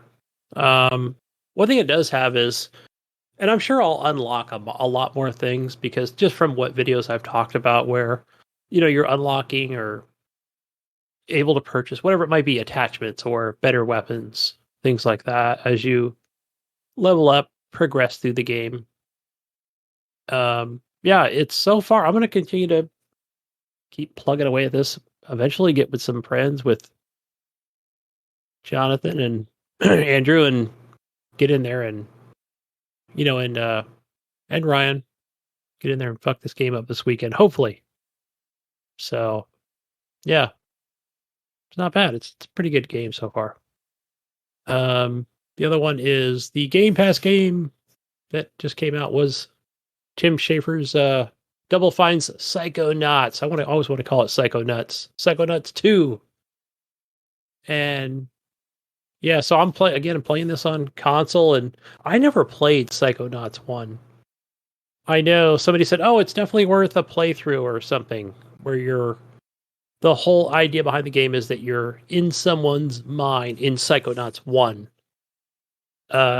Regarding, I don't know what it would be, something psychological or anxiety-wise or whatever, but that's the whole premise of this Psychonauts 2, which takes place in someone's mouth. So you're seeing lots of teeth. So you do get trigger warnings about playing someone's mouth, about if you're afraid of the dentist or something, which I thought was interesting.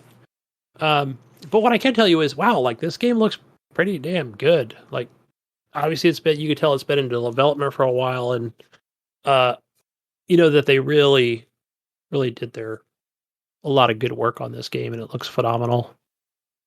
But yeah, it's definitely like a, third person action adventure game that's been getting pretty good reviews so far. So I've had like literally like no issues if, whatever mechanic I'm using or introducing, it's jumping and rolling and it's not so much a shoot mechanic as it is rather, pick up an item and throw it, or, it's so far it's good. It's they did a lot of great work on it. So there's Psychonauts, but I'll have more to talk about. I think I've just made it to. Have I even made it through the first chapter? I don't even know if I have. IAMS told me that Ratchet and Clank was fun, and that Psychonauts. If I like Ratchet and Clank, I should play Psychonauts. But that Psychonauts had a better story than Ratchet and Clank. Now, I don't know about that, because I really like the story of Ratchet and Clank, and I can follow it. But he said Psychonauts was pretty cool. So that's kind of a game that I want to try. See, there's a problem here, Gunny. I got to beat Ghost of Tsushima. And you know what? Like a big game for me is coming out soon, Gunny. You know what that is? Battlefield. No. 2040. No. Cyberpunk's already out. I don't. What? Hold that. I'm just trying to like. I'd be here all day. Think about like an island. I gotta liberate people. Not, and you're not into the Call of Duties. And I gotta liberate people. Oh, Far Cry 6. Yeah. Fuck yeah. I forgot. I'm gonna definitely. That's always like a day one purchase. You know what? It's just a known. Okay, Gunny. This is what I'm torn on in this game. Should I, play it on the PC via Ubisoft's Uplay Pass for $10 a month? Or should I be buying on my PS5 for $70? I think, okay. Yeah, I almost think, say, buy it. I've never had... If it's an issue of, like, let's say frames and hertz and stuff, I've never really had any issues on consoles regarding that, because there's really no multiplayer. You know what I mean? It's not like you're... yeah. You know what I'm saying? You don't have... You keep motion blur on, and you're perfectly fine, right? As long as you're not making... Mm-hmm. Yeah. You're not using that mouse and keyboard. It's obviously... Keep that rotation speed down on your controller, and you're fine. And it works out really good. Should I... So definitely buy it on the PS5. Okay. All right, Gunny. Yeah. You got me. It's what I'm saying. Boom. Right? Also, speaking of my PS5, remember I told you my controller was busted? Yeah. So, I went to the store. I bought a controller. I went back to the store. I returned the controller that was broken. You're an evil genius. But they wouldn't give me my money back. Why not? They would only exchange it for another controller. So... okay. All right. I got a black controller now. So I got 2 white controllers and a black PS5 controller now. So the black one is actually pretty fucking... The black one is actually really good. Fuck, hold on. Oh, there we go. Much better. Fucking stupid shit. The black controller is actually the one... Actually, this is the one I got. So... Yeah, I'm using that one. Nice, man. So now you have 3. Are you going to sell one, keep all 3, or No, what? no, I'm gonna keep all 3. I'm thinking of putting one on my PC. Oh, right. Yeah, now that There's a few games that support the DualShock or the DualSense. Yeah, good idea. Anyways. Yeah. Yeah, but yeah, Psychonauts, I could definitely see, like, somebody trying to do some sort of, maybe a comparison to, like, say it's in that same kind of genre, whatever. But yeah, I haven't really, I've only watched, like, maybe a 1 or 2 reviews on Psychonauts 2. But it's funny, because I can always look at it, like, to say, this is a fun kids game where, you learn how to brush your teeth, or something. I mean, there's no toothbrush in this game, but, at first glance, you're like, those teeth, But, yeah. So, can't wait to play more of it. Yeah. Project Zomboid. Jesus, I was just playing this right before, we kind of jumped online and started recording. And I'm trying to get into the game more because I've been watching more of it on Twitch. And I just want to learn everything there is about this game because everybody, that I've just heard them talk about, like, oh, like it's got a good grind and it has that thing that I think that I really like to do, and that is explore. And so, yeah, that's, like, I don't know, going into houses and looting fucking houses or whatever of just shit. There's a lot of shit, man, of inventory, lots of inventory management. And, I want to loot every car, destroy every car if I can, build a big compound. I think that's my goal. So, because you can almost say, like, okay, it's not a State of Decay game, or it's not other zombie shooters where it's just shooting and killing, right? As it is more of a very strategic game that's isometrical and kind of looking old school at the same time. So, I don't know. I'll keep plugging away at it as much as I can. And I'm playing that on Steam with mouse and keyboard. Nice. I don't know if I think it has controller support, but I feel like this game is something that, if you look at this game, it almost like, I wouldn't say it reminds me of Diablo 2, but it just has that same kind of format, but maybe a little more updated graphics, even though this game did come out in 2013, and they've just been updating it for the last 9 years. So it's probably something completely different than it was in 2013. Word. Yeah. Word. Yeah, so shout out to that team over there at Project Zomboid for keeping this game alive. You know what? What? That's the game that Nightpunk keeps telling me to play. He's like, Jesus, you're going to like this game. I'm like, yeah, maybe. Yeah, right. I saw him streaming it. He was saying I should play it. So I did finally buy it, Nipron. So I've been playing it little by little. But a couple games I wanted to talk about here because of Game Pass. Oh. And, just being at the house this past weekend and not playing anything on Saturday, just in my own world sort of thing. But I was... okay, let me start with this, Jesus. I bought a new TV. So... Oh, hold on. Okay, I need specs. What TV was it? Oh, gosh. It's in the living room. It's basically a Target, whatever. What brand? LG. Okay, LG. Which it's a hobo one. Which LG? Let's see. I know I put it in Discord a while back, so I'd have to look in there. He says, it's, I'm going to fact check you right now. I'm about to fact check you, Gunny. Put in Discord a while back, he says. Yeah. I mean, I'll look for it here, but... Put it in Discord a while back. Going a while back, so Gunny. I'm looking to see what model it was, because I could probably just go out. Oh, you know what? Probably just search my pictures here. But no, it's only... Okay, so it's 43-inch TV. And... doesn't give me specs, Gunny. I need numbers. I need serial numbers, brand number, type number. While I'm looking for that, I can tell you Okay, so here we go. Okay. It is the LG. It's the 43 Okay. UP70. 40. It's got real 4K. The 43 UP70. 43 up 70. 43 up 70. I'm gonna look that up right now. All right, Gunny, continue.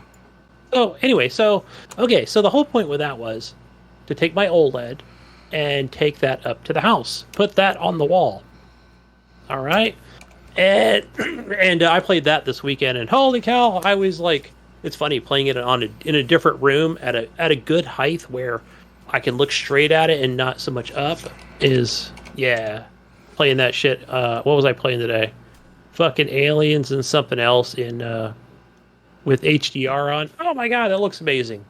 A nice big white wall, and yeah, the colors were popping. But I've always gushed about that TV. Okay, so for this one here, yeah, it doesn't look nearly as nice. You mean the up 7,000?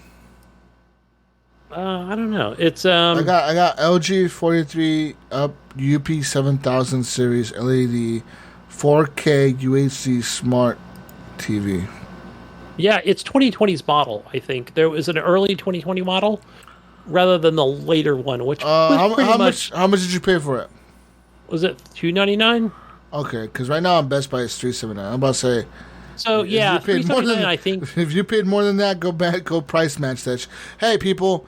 Also, if Gunny paid $299, Gunny, where did you pay $299 at? Target. Yeah. People, go price match that if you want the same TV at Best Buy right now. You can price match it.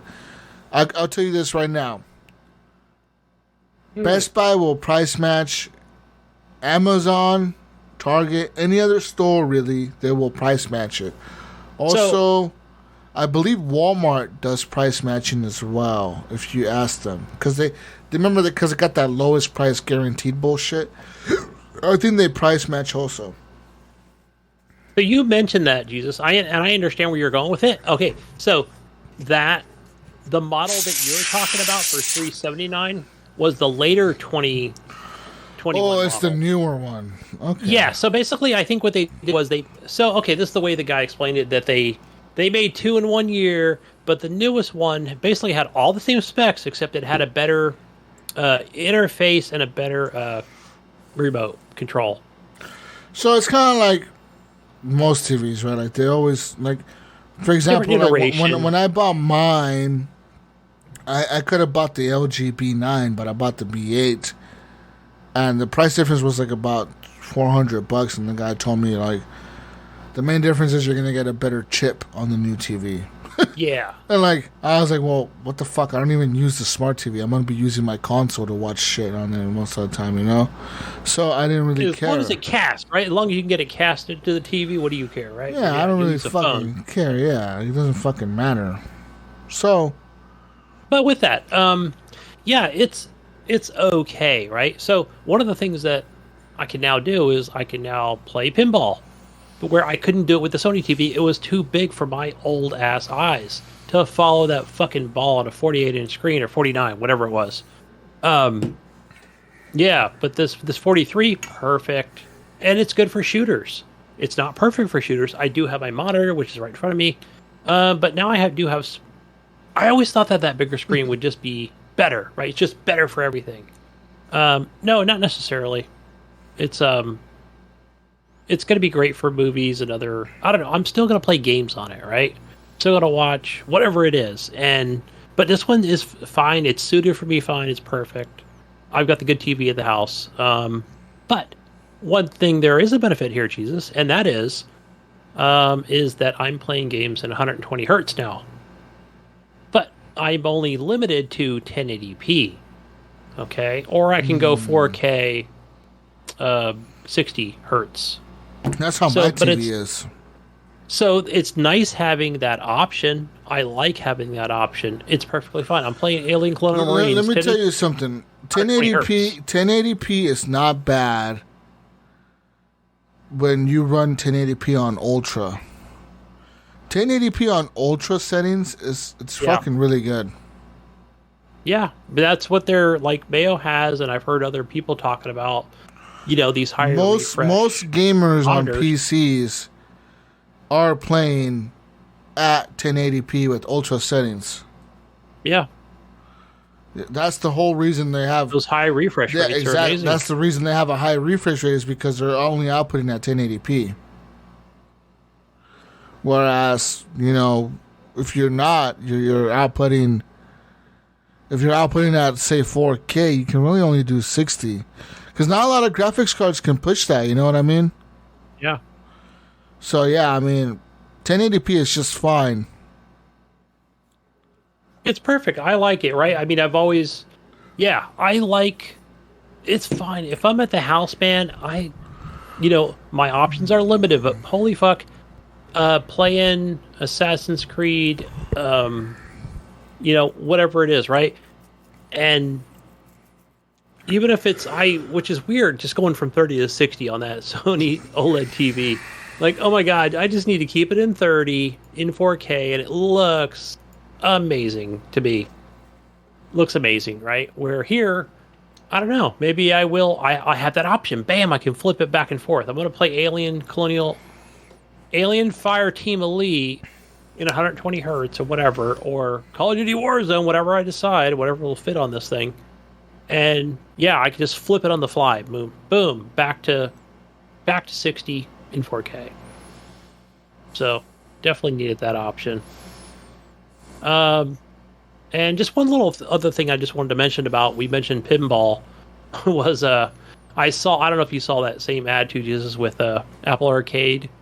There's a My Little Pony table, which is exclusive to Apple Arcade.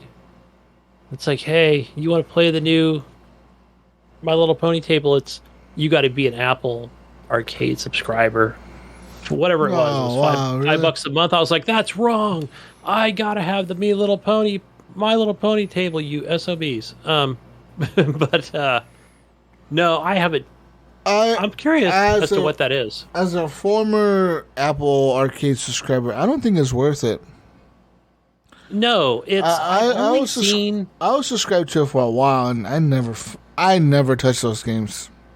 I did it for what did I do it for? 2 months, and then I was like, okay, I was doing I played other games that were outside of the arcade more than I played the arcade game. So it was like, okay, it's not worth it. So I don't touch those games.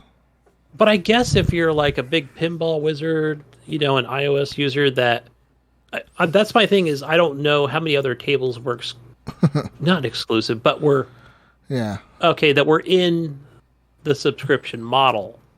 Mm. Or are they just going to keep adding tables that slowly that's going to make it worth my $5?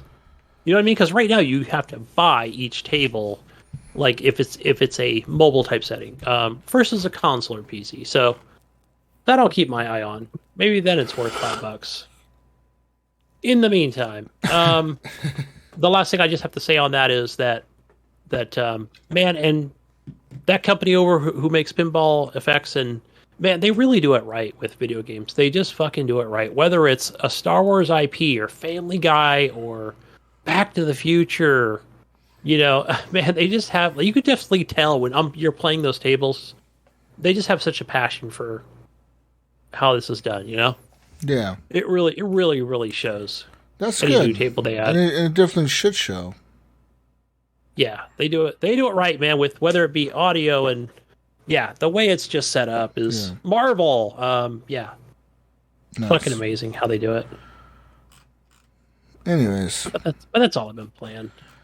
It's news time. Breaking news. This is breaking news. Okay. Breaking news. I don't know why it's breaking, but it is. It's breaking news. Okay. Cyberpunk 2077's first free DLC is purely cosmetic. Developer CD Projekt Red has pulled back the curtain on Cyberpunk 2077's first batch of free DLC, Gunny. But this is not as substantial as you might expect. That's right. Ooh. During the Twitch live stream, several CDPR employees broke down what's new inside the third-person shooter's latest update. Alongside discussing the changes in patches 1.3, the studio showcased the 4 new pieces of content, which is 2 jackets, 1 car, And an alternative outfit for Johnny Silverhand, so you can change his outfit to a different outfit. All 4 pieces of DLC can be accessed in the game's main menu under the additional content tab. The 2 jackets, both of rare and iconic qualities, are available in V's apartment after completing the ride mission. Meanwhile, the Archer Quartz Bandit car can be purchased after finishing Ghost Town. You can check out screenshots of all 4 pieces of the DLC below. I don't want to look at that. CD Projekt Red senior level designer Miles Toast clarified that these add-ons are small for a reason. Patch 1.3 is Cyberpunk's 2077's biggest update to date, according to Toast. So the DLCs function as a kind of a sweetener for the tea. As such, bigger, more substantive expansions for the game are coming later.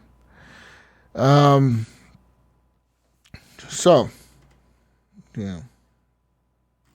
Later. When's later, man? Now we're not going to get a next-gen upgrade till later, it says here, next year. This mirrors the approach they did with The Witcher 3 The Wild Hunt, which saw 16 pieces of free DLC before receiving the 2 massive expansions in 2015 and 2016. CD Projekt Red called this method out in September 2020, with President Adam Kaczynski saying Cyberpunk 2077 DLC would follow a very similar trajectory to The Witcher 3. Yeah. So, yeah, it might be that they're going to patch it. Now, other rumors have it that the patch for the next-gen systems won't be out this year. So there's that. Yeah. Doesn't surprise me, but it's okay. It's all right. We almost expected it. Yeah, sorry, eh?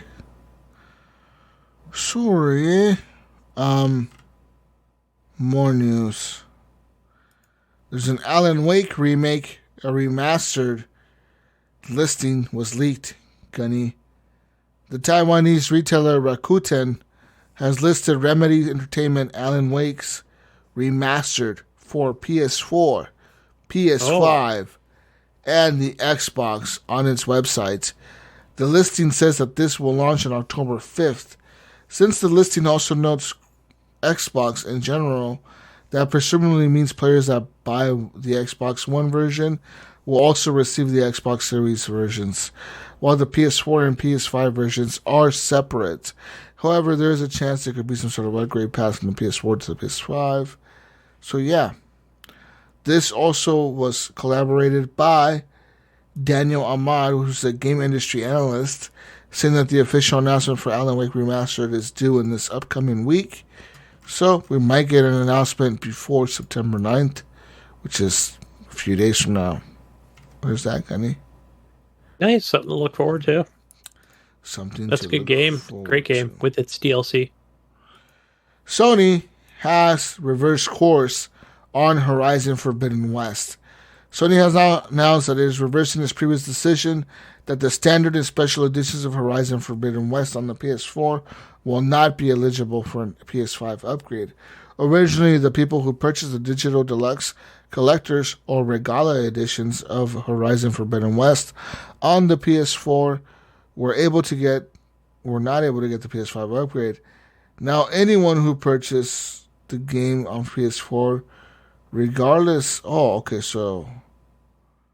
even if you purchase the original Hobo version, you get the free upgrade to the PS5. So there's that. Yeah, whenever the hubbub was about it this weekend, this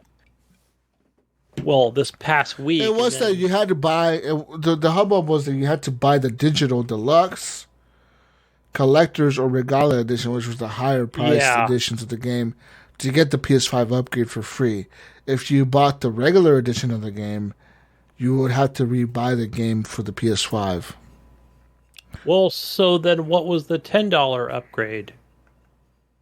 The deluxe edition, digital deluxe. The box is $10. Okay, so let me ask you, Jesus. All right, so first of all, I can look back and say, oh, it's anti-consumer, and it's funny how people flip-flop back and forth on, and even my thoughts change on, how companies do things, right? But I don't know. It's like we always say, like, oh, let Microsoft be Microsoft over here, and if they don't want VR on their Xbox consoles, they don't have to. Let them do their own thing, But it's also like I might ask the same question, and I almost categorize this in the same way, where I can say, well, can't we just let Sony do what Sony wants to do? And if they want to charge, extra amounts of dollars, I understand it's the same game, but and there are those deluxe upgrades for $10, kind of like how we did that on, your last gen consoles. Like it was almost like the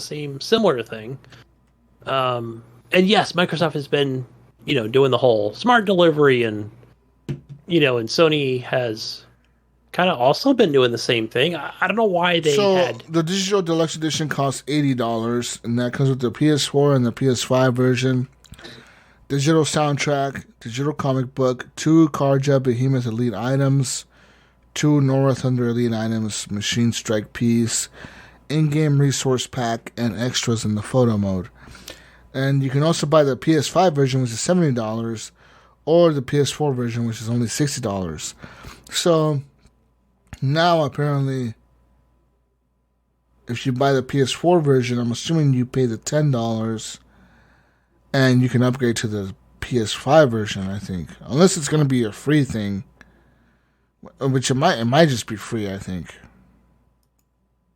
Yeah, sort of like a smart I don't get the hubbub. Why make it free? Just because Xbox is making it free, it doesn't mean that you have to, like.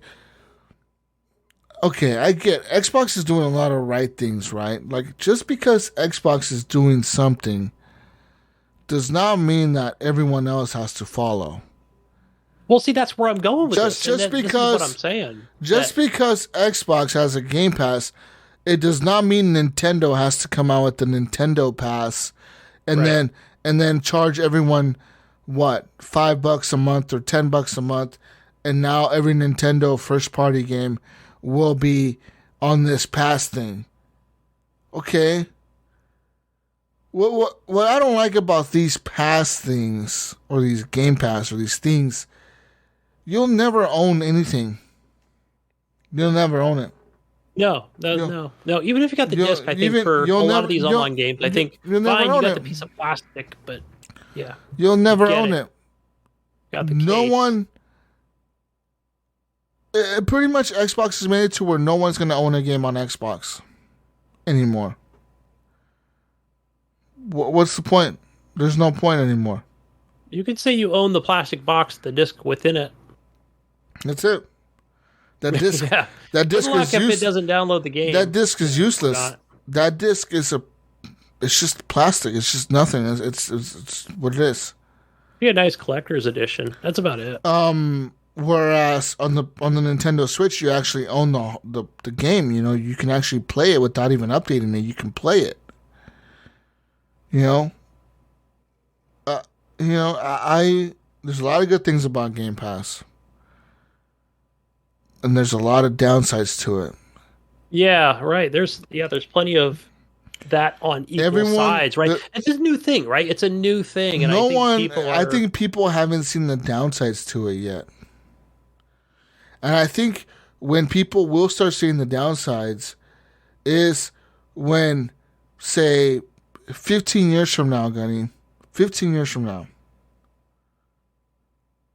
your kid is an adult. Your kid has a kid. Your kid remembers playing, I don't know, let's say Minecraft.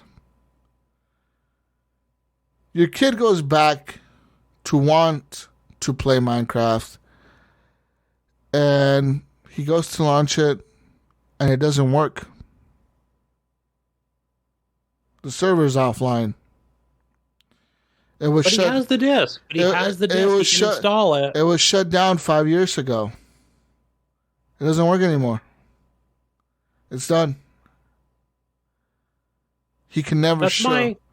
I think that's my argument for those Sea of that Thieves. oppose Game Pass on that. Sea of Thieves.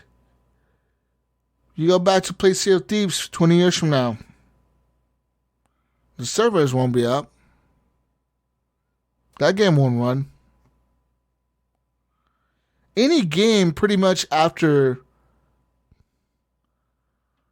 what? After 2020, pretty much you can consider them that they won't run 20 years from now.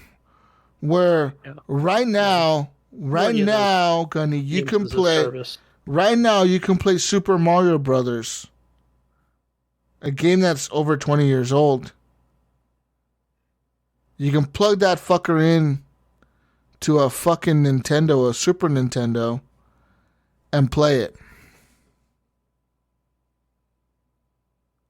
No online checking required. Exactly. Do you think that they're going to be able to emulate Sea of Thieves 20 years from now?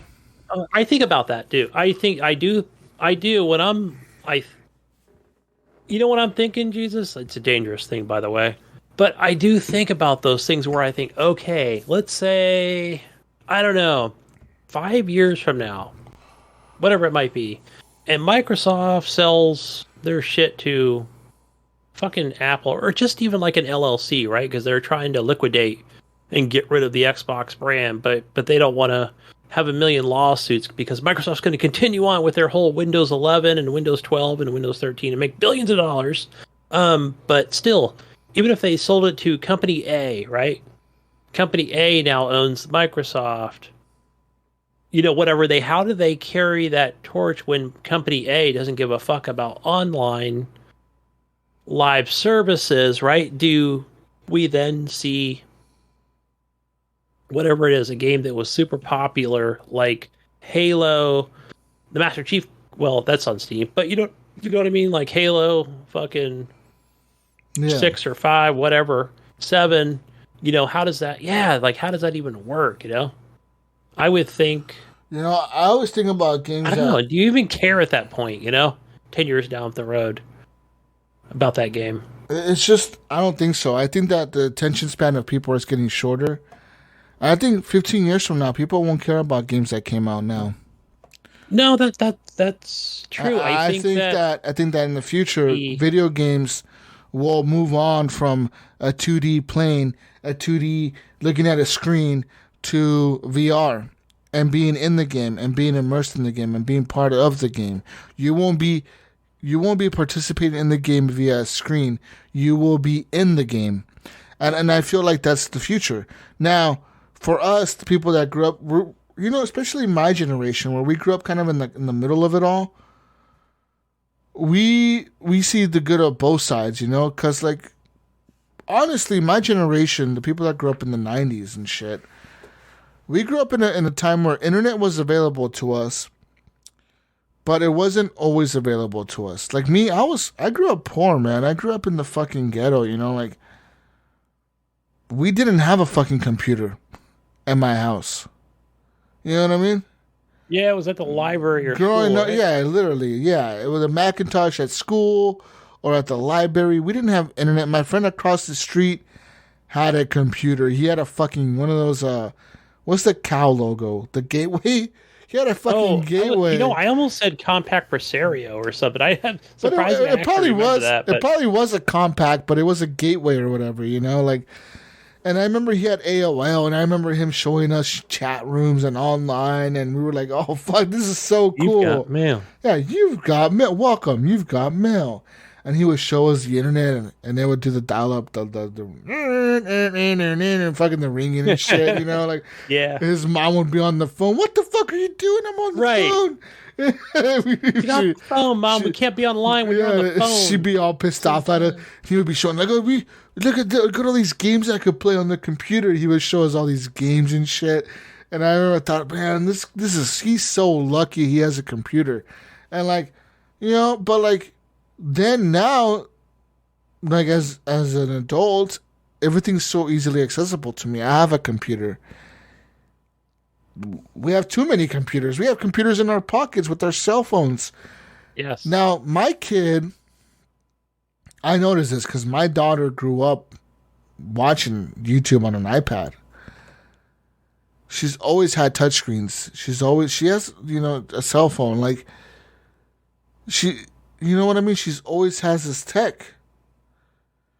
So what's their future like? You know what I mean? You gotta think about that. Like their future, to them, it's so normal. Like, this has always been there for them, Like, I remember she asked me one time, Dad, what kind of iPad did you have when you were little? And I remember telling her, like, we didn't fucking have these, Like, we just never. What do you mean? What kind of iPad? My iPad was a fucking Etch-a-Sketch. Yeah. You know what I mean? Like, I had to imagine drawing something on that other fucking thing, We had a thing called "Go outside, motherfucker. You better leave the house and go play outside for at least an hour or two." And we go outside and play with fucking cap guns and bicycles and skateboards and scooters and fucking leave for... I remember I would leave and like fucking ride my bicycle like all the way to downtown Vegas from where I lived. That was a fucking distance, dude. And I don't know how the fuck I would come back home and I would be by myself the whole time, me and my friends. I could not imagine my daughter doing that these days. I'd be like, where the fuck is she?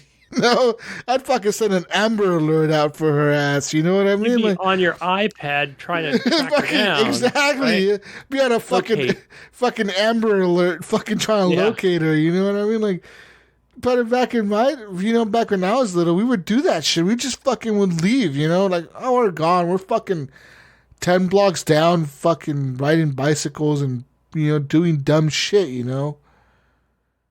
Yeah, I did it all the time. And like, the future isn't like that, Gunny. The future is so much different. We don't realize it, but it is, dude. Like, and it's gonna just be different from the next generation, dude.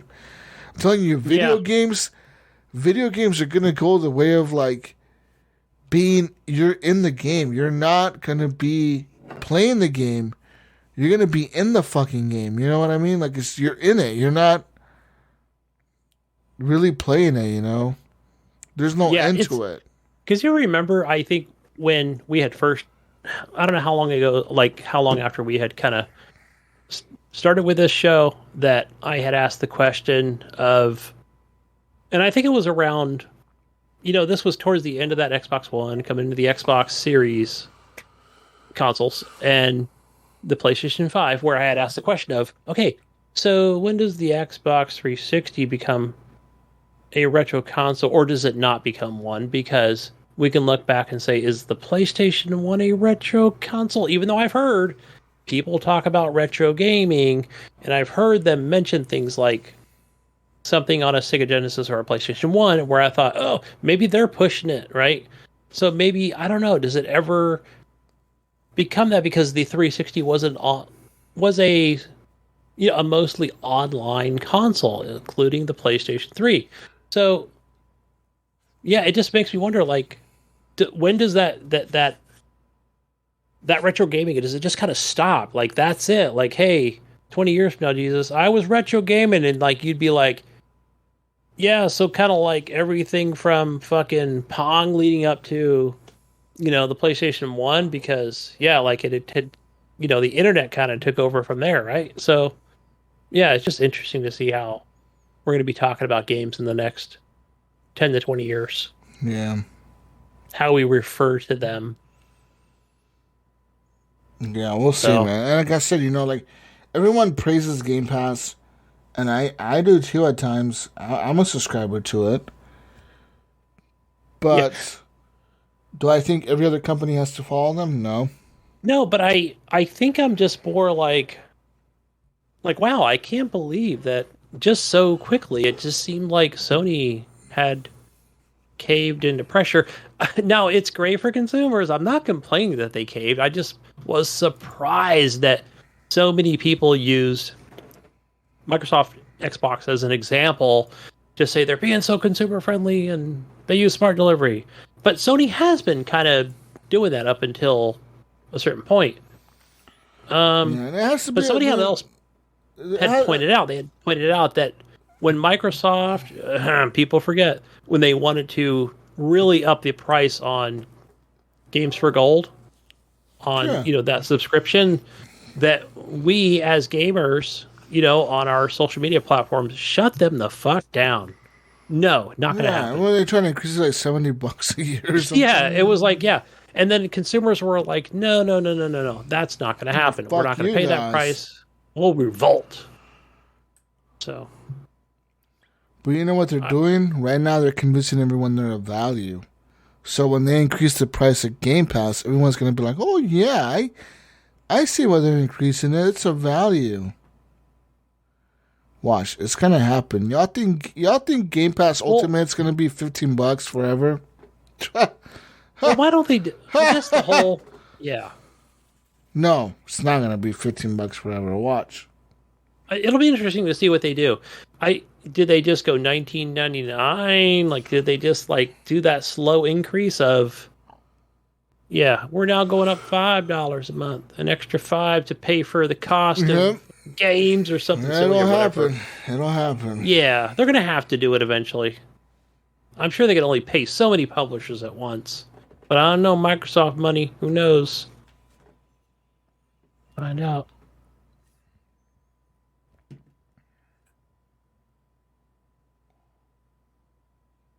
Either way, what's next on the list?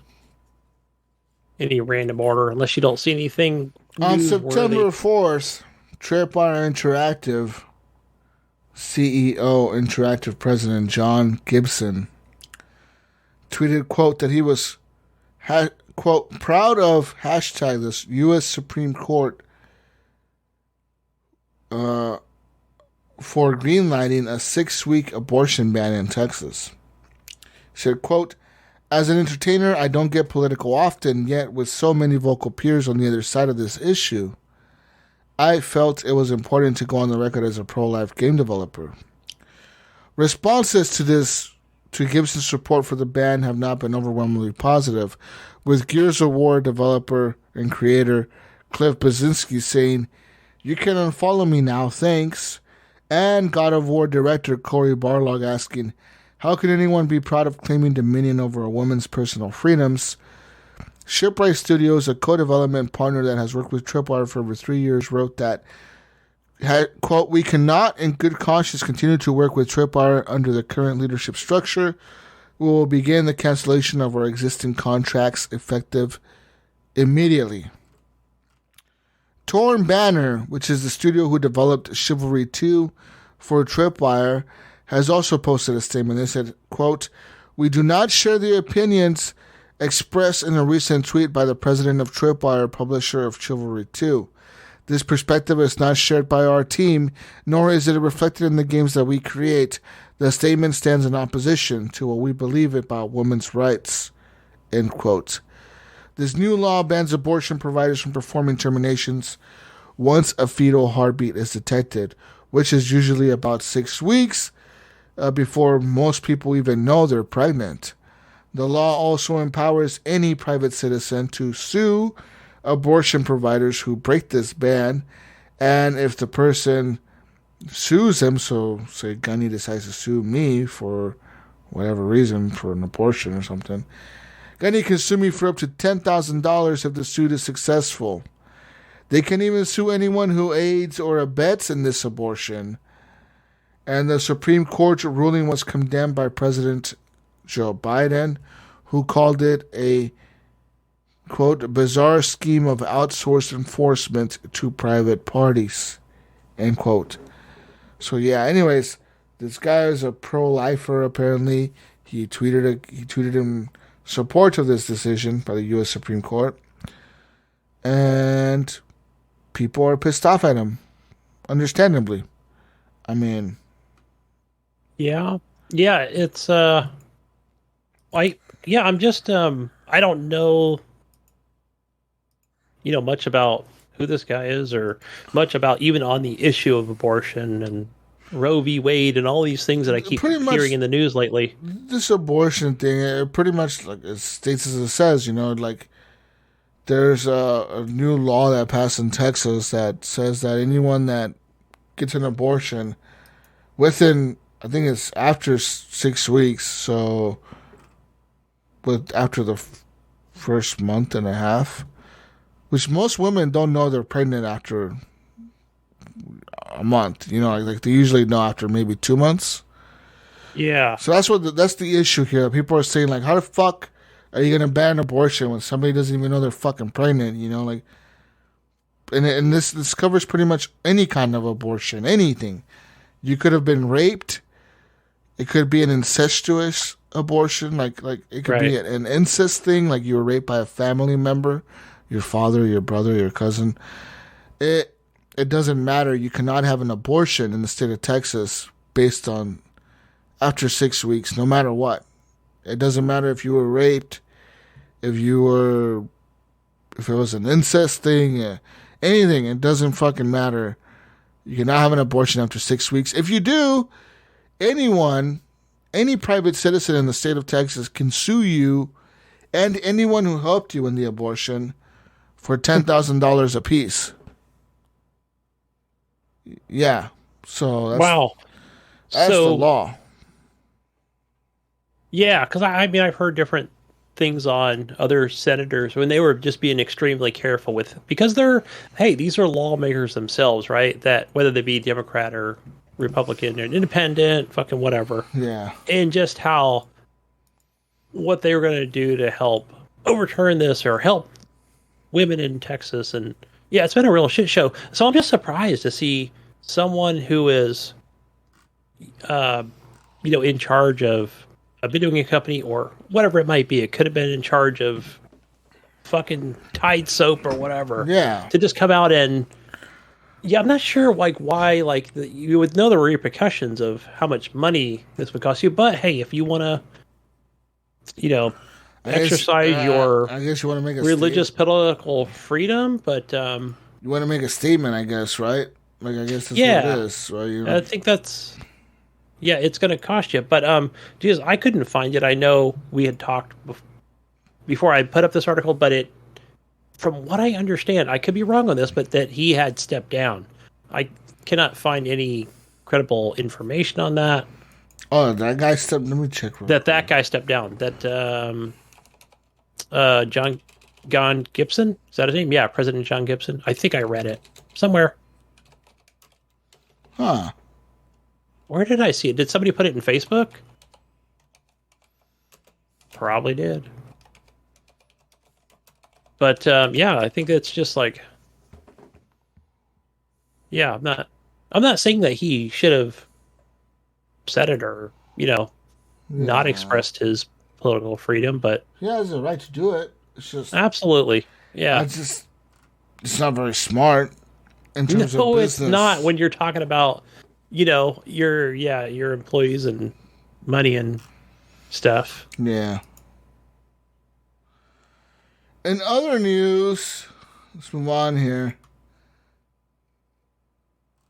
Falling Chia coin pricing has seen miners selling off drives at a loss or rebadging them as brand new.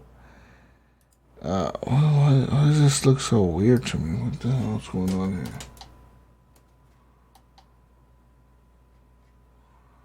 Sorry, Gunny. My screen went really dark. I don't know why.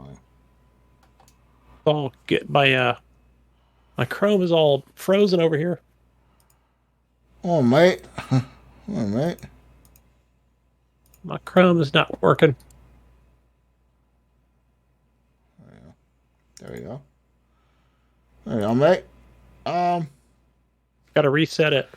Chia miners are getting out of the cryptocurrency storage market and either selling their old trash drives at a loss or repackaging them and reselling them as new. That's worrying news for would-be buyers because an SSD used for Chia mining can be effectively at the end of its useful life cycle in as little as 6 weeks. Rather than the minimum 5 years Moore's warranty covers you for. The reason for this exodus is due to due to Chia's coins falling pricing. The cryptocurrency peaked at just over $1,600 shortly after its launch back in May, but has now tumbled to a low of $200. At the time of this writing, it sits at $288. Although, as is common with all cryptocurrencies, it remains volatile and mostly useless. And how it works, though, Shia is unlike most cryptocurrencies, Gunny. It does not rely on your CPU or your GPU to do the hard work, but rather plots out space on your SSD or hard drive instead. Mining Chia coins isn't as power draining as other currencies, but it does require a lot of space to work efficiently, and certainly is not a green cryptocurrency. The need for space led to a brief spike in storage pricing back in May and fears of a storage shortage. Although it was reserved for larger capacities and mostly only affected China, drive pricing has since returned to normal. We would not recommend buying a pre-owned SSD at best of times, but if such drives are being repackaged as brand new, then there is no way of telling if they are used at the time of purchase. You can always look at the drive status once it's inside your machine.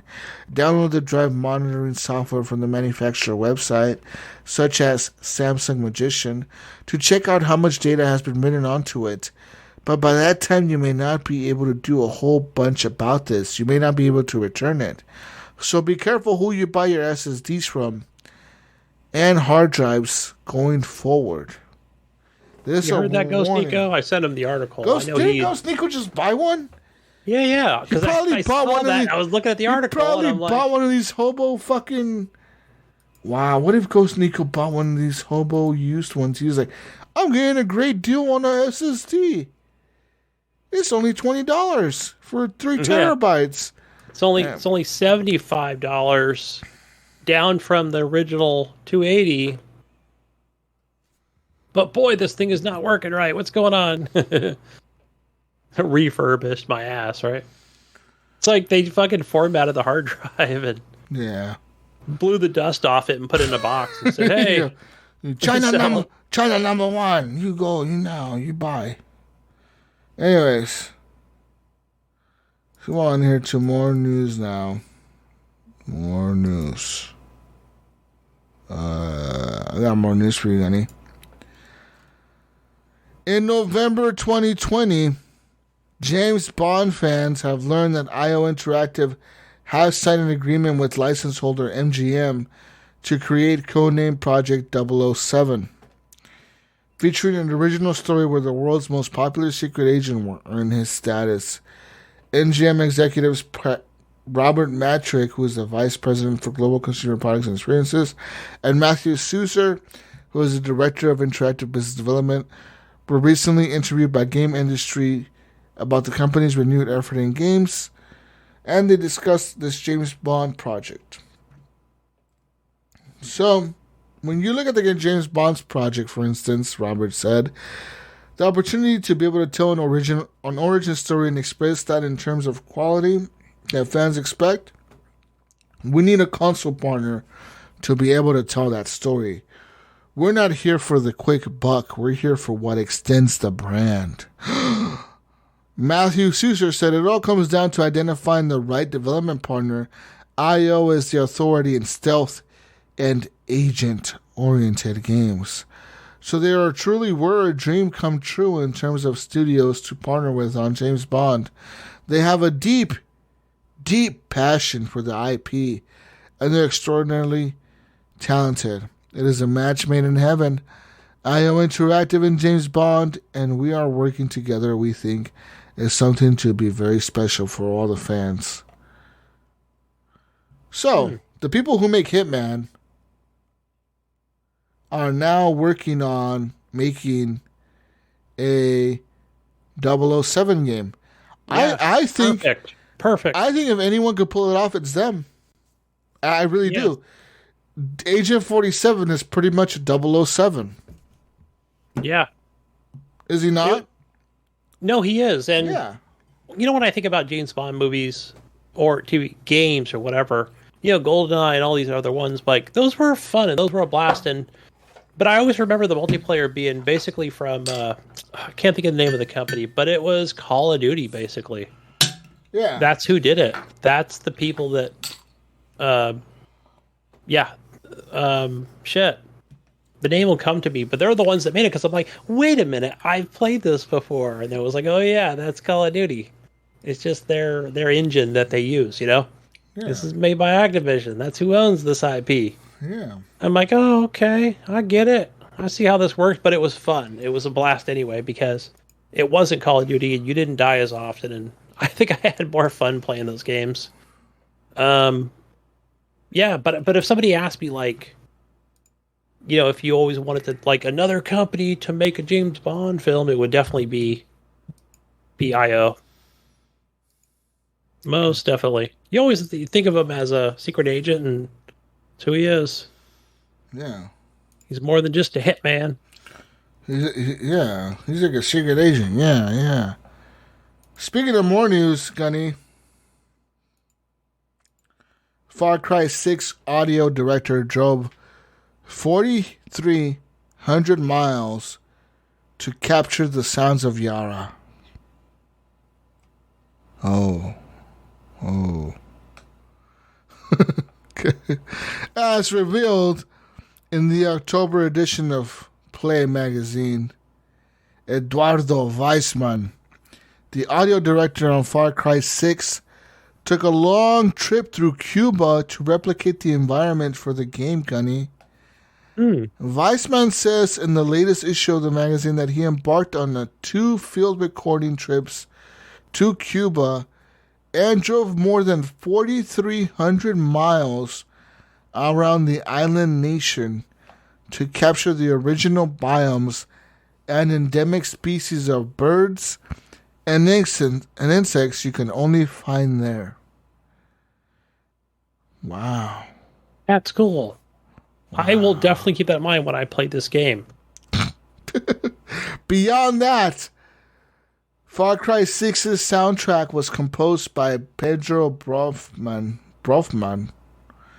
who has worked on a number of TV shows, as well as Need for Speed Heat. So, yeah.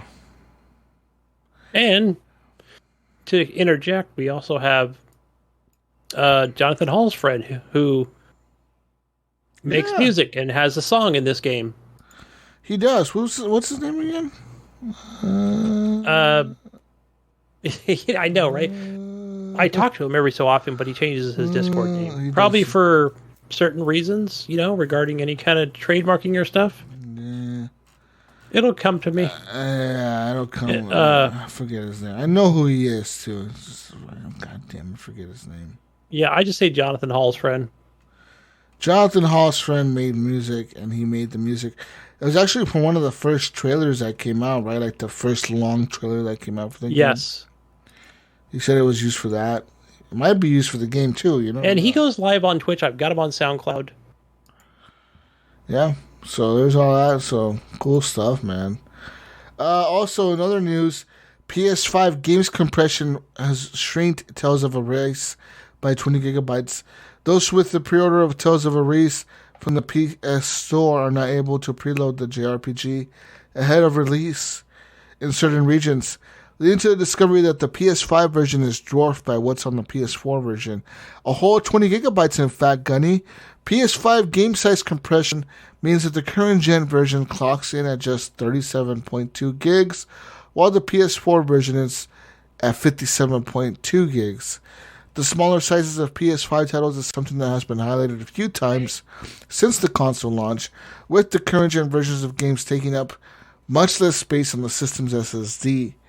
It was noted both Marvel Spider-Man Miles Morales and Marvel Spider-Man Remastered were 25% smaller on the PS5 when compared to their PS4 versions. Or in the case of Marvel Spider-Man Remastered, it was significantly smaller than the PS4 edition, coupled with all of its DLC. The PS5 version was still overshadowed by it, despite all the PS5 specific bells and whistles. So there's that. So apparently the PS5 is doing some kind of magic voodoo shit with their games and making them smaller. I'm assuming because the hard drive isn't that fucking big on the PS5. It's only like 800 gigs, isn't it? Well, and I think also, I'm just reaching here because I don't know the technology, but I would hope they're just getting better at how they, how big they keep these files, or is there just kind of no way around, like when you're making like a game, like, Call of Duty or whatever the fuck, or fucking Microsoft Flight Simulator. I'm just thinking of these large GTA. Like, how does that, is the sky the limit, especially when you want to make the best of the best, or can you, I thought we've seen that before where we saw somebody, it was Call of Duty, right? Was it Warzone where they are actually able to get it smaller? I think so. Whether it's compressing files or something. Yeah, maybe. Yeah, you're probably right. It was Warzone. But I would hope, that it's not so much about that they can do this and not, and the quality doesn't suffer. Yeah. Hopefully, it's that technology in the new SSD that allows this. I hope that's what it is. Wow. Because I want to see smaller files, smaller game files I can fit on my little freaking Xbox One S, Series S. I got some news for you here about Battlefield 2042, Gunny.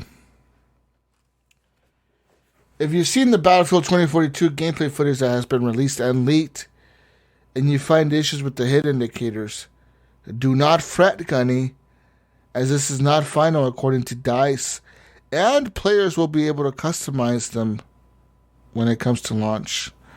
This was confirmed by Battlefield Gore gameplay designer Florian Lebian over on Reddit, where he posted a response to a user who commented on whether the quote weird hit markers were bothering people. Lebian confirmed that there will be customization options for hit indicators and hit markers, kill indicators, and even your crosshairs. He says, hit indicators are a very work in progress in the footage you saw. They're going to change for the open beta, and will change again even more on launch, since those are the elements we save for time iterating on usually at the end.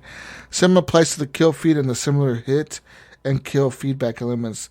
The issue with hit markers showing below reticle crosshair was a bug which has been addressed since. Options to customize your crosshair, your hit indicators, your kill indicators will be available, and we can potentially add more heavily requested options. So there's that. So apparently you can change your hit indicators and your kill indicators. That's interesting. In other news, Trademark has now revealed an unannounced Jurassic World Primal Ops game being made. So there's that. This is a new game, Jurassic World Primal Ops. This is a filing by Universal City Studios LLC, which they have been involved in all of Jurassic Park and its properties since Jurassic Park ever existed. There's no other announcement on the title, or who's making it, or who's publishing it, or who's working on it. So, but I guess we're expecting another Jurassic Park game called Jurassic World Primal Ops after launch. Anyways.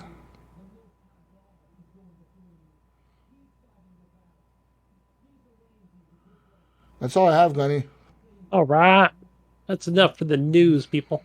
All right. I'm gonna skip the console quarter this week because I'm getting kicked out of here pretty soon, and even my little quiet voice is not going to work. So I'm going to skip right over to the questions that we missed from last week. So let's move right into the community questions here. And our first one is from Adam Whaley. Wale. He's got a couple questions here, Jesus. He wants to know, how many chickens would it take to kill an elephant?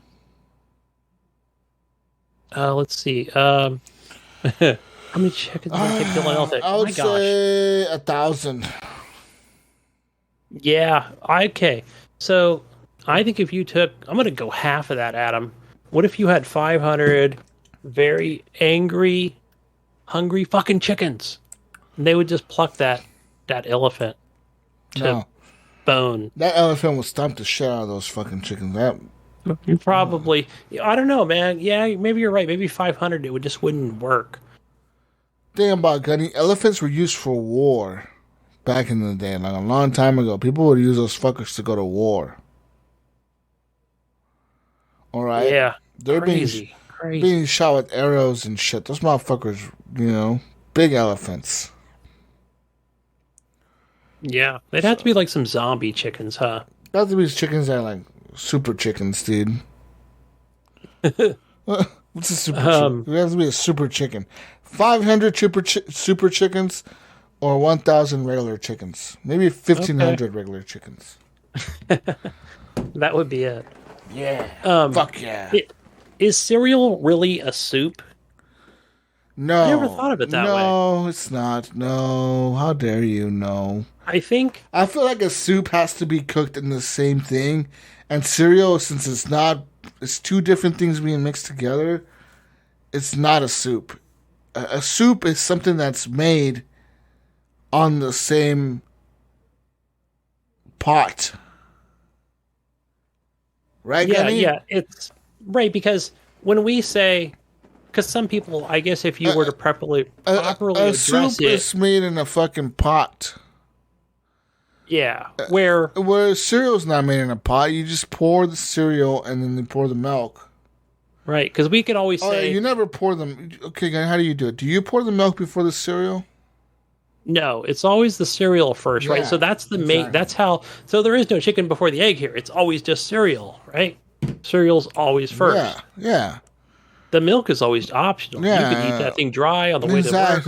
Exactly. It's not a soup, you fucking... God, how dare you? Fucking dare you. God. Yeah, because I've even heard people say, go eat your milk and cereal or whatever. I'm like, wait, why can't you just say eat your cereal? But maybe those are the people that eat the shit dry most of the time. Maybe. Ew. Maybe. Who does that? Snack on crackers, motherfucker. Don't snack on cereal. Oh. Cereal goes with milk. Oh. Hey, morning soup. That's what it is, cereal. Okay. If bald people... His last question here from Adam. If bald people work in a restaurant, do they still need to wear a hairnet? No, I don't. Yes, I think so. What? Do they? Yes. I'm pretty sure they do. I've worked in restaurants and I've seen bald people, and I'm pretty sure they do. Interesting. Yeah. Yeah, I never knew if that was even a thing if you don't have hair, because it's always like, hey, if it's required. You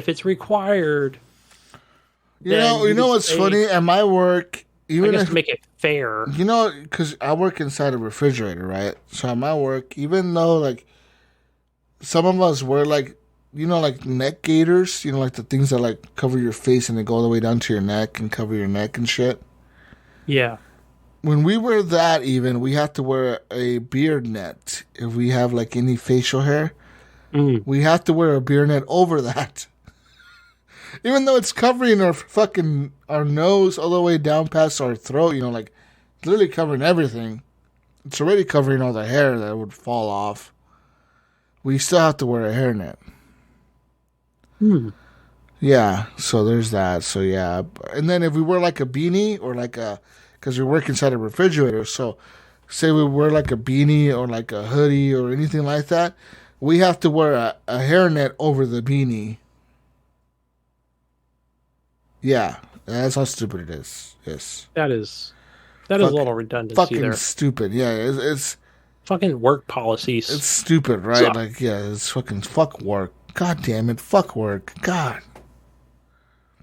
Anyways. Jonathan Arcelo, Nipron, he wants to know what it would take to quit video gaming. Oh, man. Like, money-wise, I don't know. A lot of money. No, it would take, like... me losing one of my hands. Yeah. Or losing my vision. Probably the vision thing. Yeah, that would be the most. You couldn't game anymore if you don't have any vision. Yeah.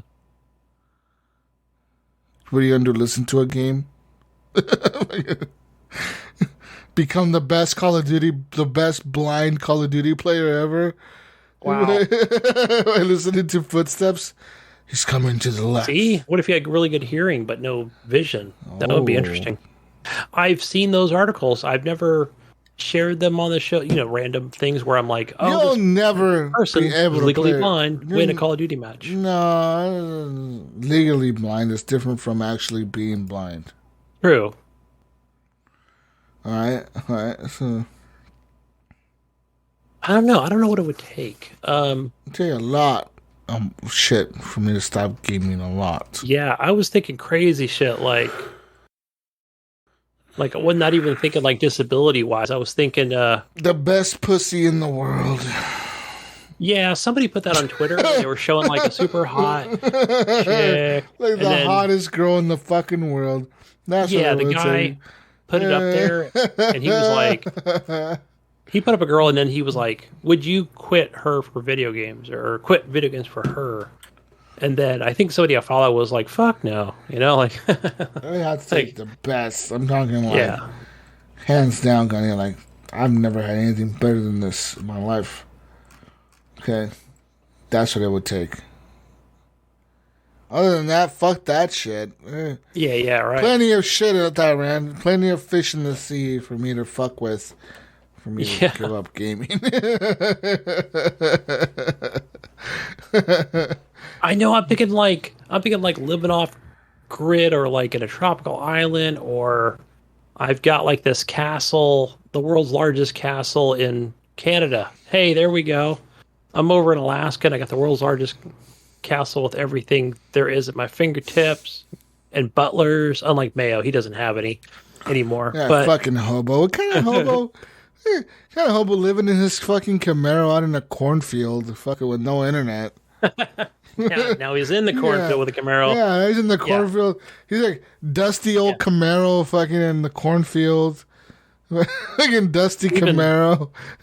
Even the crows don't even. Or he's scaring the crows away with that thing. He is the fucking scarecrow out there with that Camaro, all dusty looking and shit. He gets out of the car and people confuse him with the scarecrow. They're like, God damn, what is that? A walking scarecrow? What is this, Doctor Who? walking in the cornfields and shit. Fucking Mayo. What happened, Mayo? God. Moving on to the next one here. Jason Sams.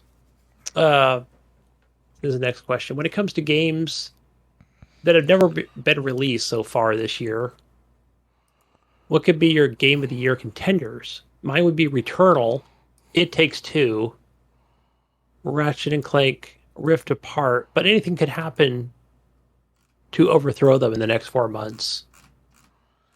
Yeah, it's a tough one, man. I mean, like...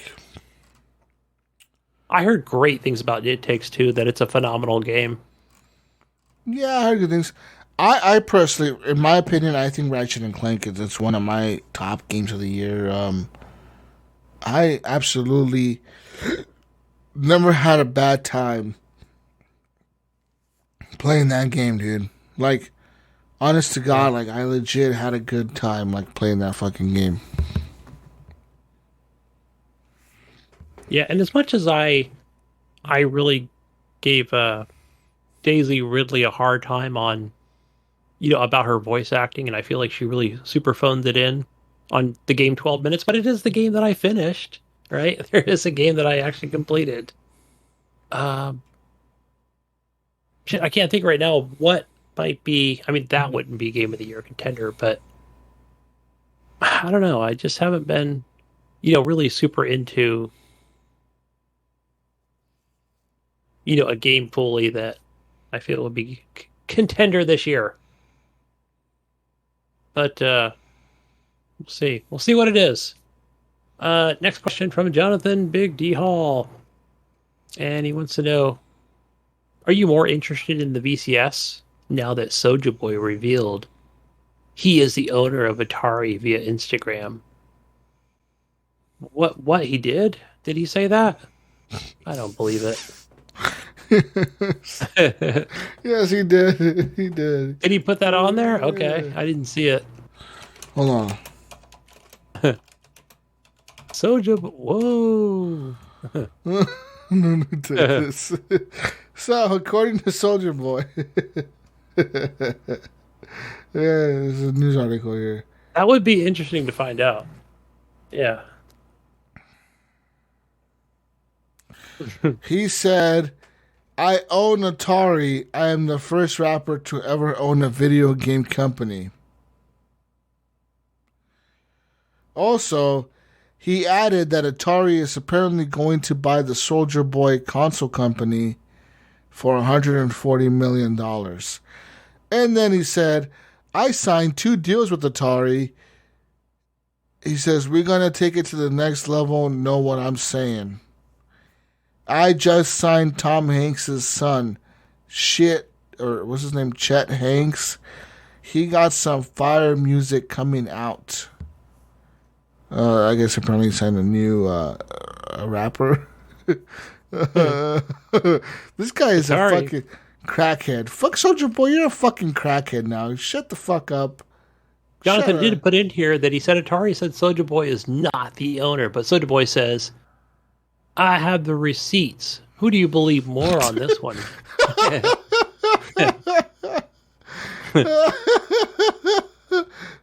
I don't know, Gunny. Who do you think I'm gonna believe?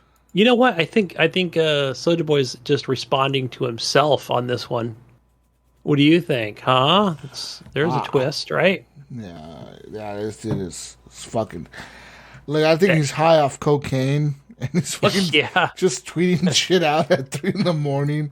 Hey, he did some deals, huh? Oh, Atari guys, I'm fucking high out of my mind. I own Atari now.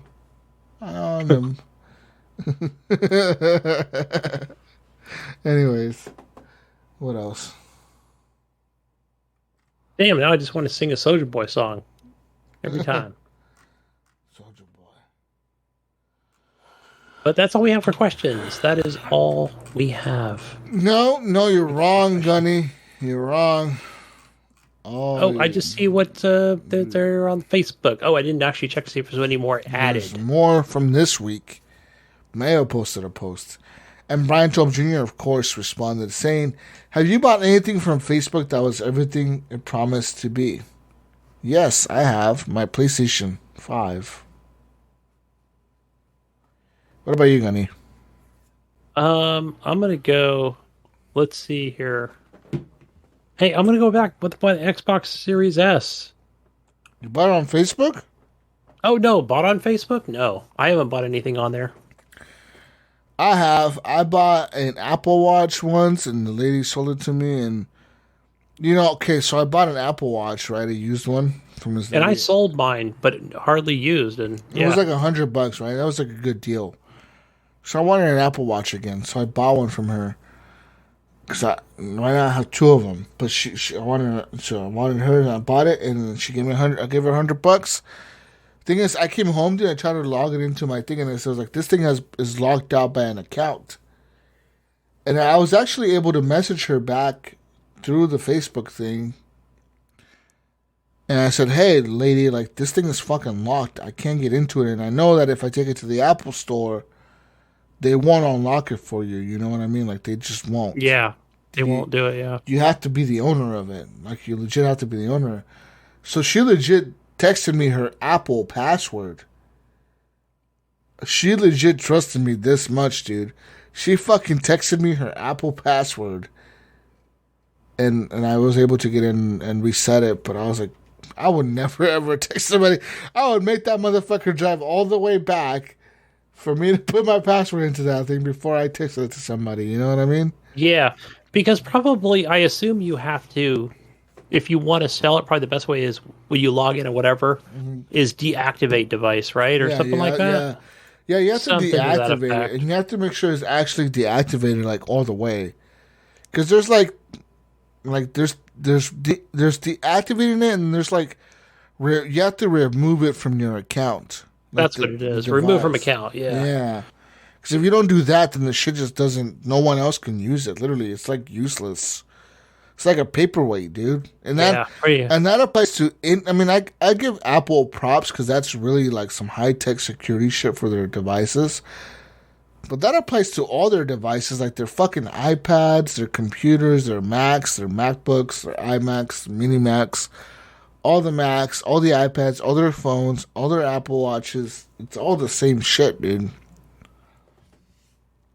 Literally. Anyways, other question Brian has is this, Gunny. Am I a bad gamer, Gunny, for buying Mario Golf day one, but never played it? Am I a bad gamer? Yeah, Yes. it's a golf game, so I'll give you a pass on No, it. listen, motherfucker. Golf deserves its credit, Gunny. Alright? Golf is fucking hard, bro. I don't know if you know this, Gunny. You know how hard it is to golf? I don't. I wear a golfing hat at work, but I don't golf. Oh, you know how hard it is to golf to hit the ball and you have to hit it and you have to get it close to that fucking hole and you gotta get it in That the little hole. hole in the ground, yes. Yes, that's a big golf. Big hole, little ball in the hole. It's a long distance. It's hard. That's what she said. Oh. I was thinking that. I didn't want to say it. You said it. Sean Hines Fuller says, A little stick. okay, this is what I am says, Connie.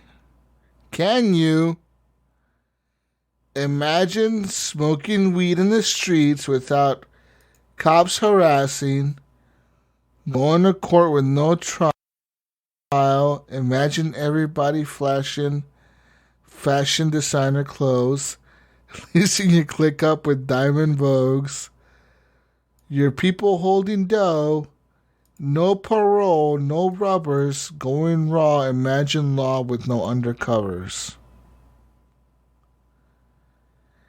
Now, I'm pretty sure these are lyrics to like a Nas song. Or I was thinking of Jack something. No. These like are something lyrics, you would write. These are lyrics to Nas's If I Ruled the World. If I Ruled the World. This is the lyrics to that song. Oh yes. Yes, Yeah. I could imagine all that. Yes, I can. Yeah, me too. And Jonathan says, "Can you use my questions from last week?" And I said, "No. Fuck you, Jonathan. No." Also, shout out to Joshua Wolf. He got a pretty sick PC, man. I think that's I saw fucking that all snazzy. white. White power. Looks all white. I want to see. I do want to see that with some RGB on it. Listen, I don't see no RGB things in there. I think he loses 20 FPS over that. The fans better be RGB. Those motherfuckers look clear. They better be RGB. That water cooling tube bullshit, Gunny. I better see like 3 different colors going through those tubes. I want to see it swirl through there. Yeah, imagine like it swirls. Oh, that'd be sick. Like a red, or like red and white. Oh. That would be cool. I think just one color running through there. No, dude, fine like with just an all-white console. red tubes with the white case and the white everything, and like the red fans and everything white and red tubes. That would look sick.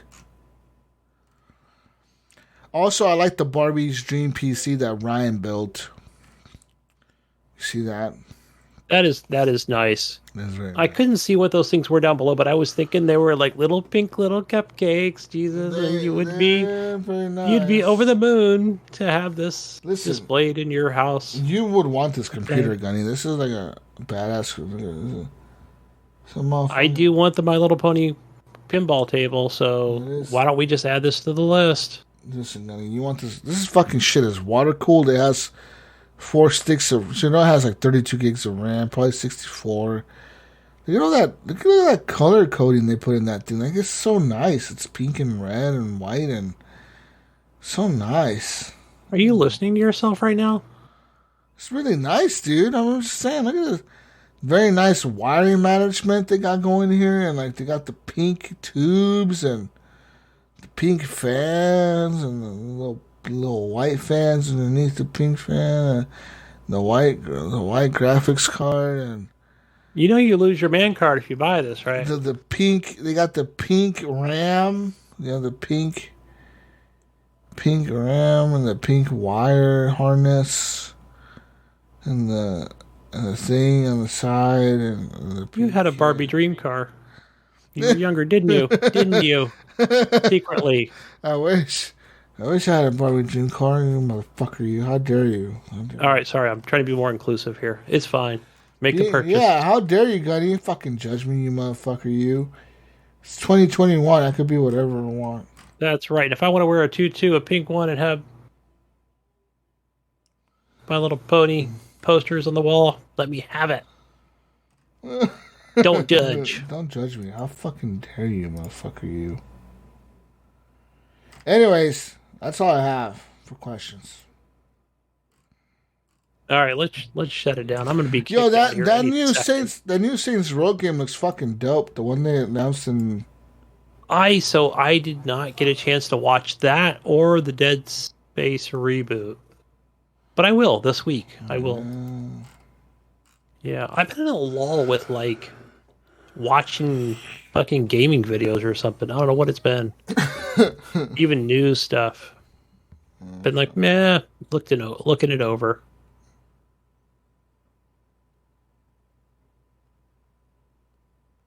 But that's been my, especially in the last 2 weeks, I'd say. Where I'm like, yeah, not interested. Eventually I'll see it. I'll get around to it. Yeah, buddy. And then normally when I do, I'll just watch everything all at once. When's that Tokyo Game Show? Did that already happen?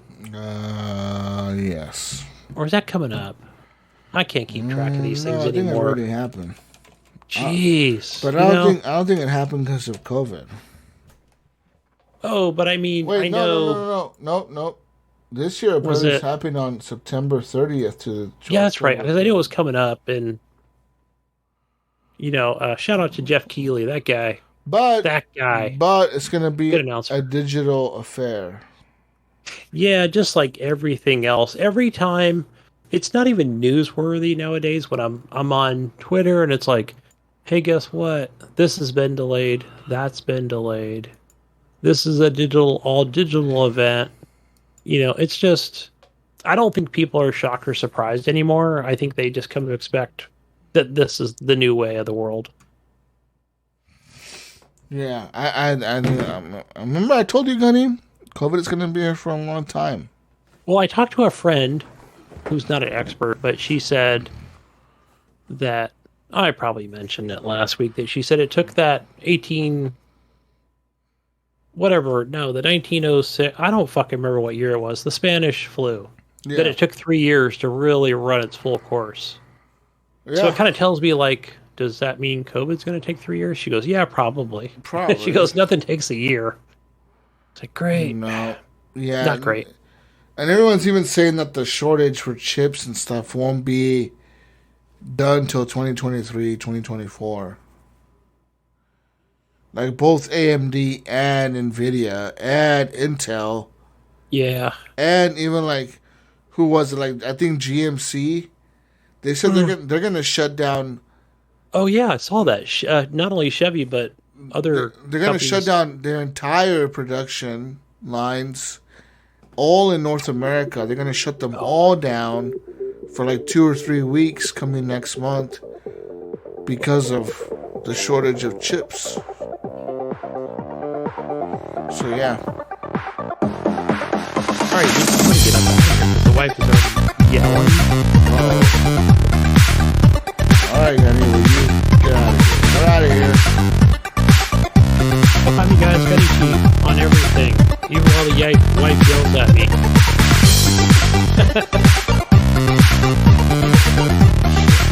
Go find them. Go find the Mayo on everything else with Mayo 1. And go find me on everything else. Jesus Walks Alot. I'll be back next week. Peace out. Subscribe. We'll catch you on the next edition of Horrible Game Podcast Radio. Goodbye for now. Bye.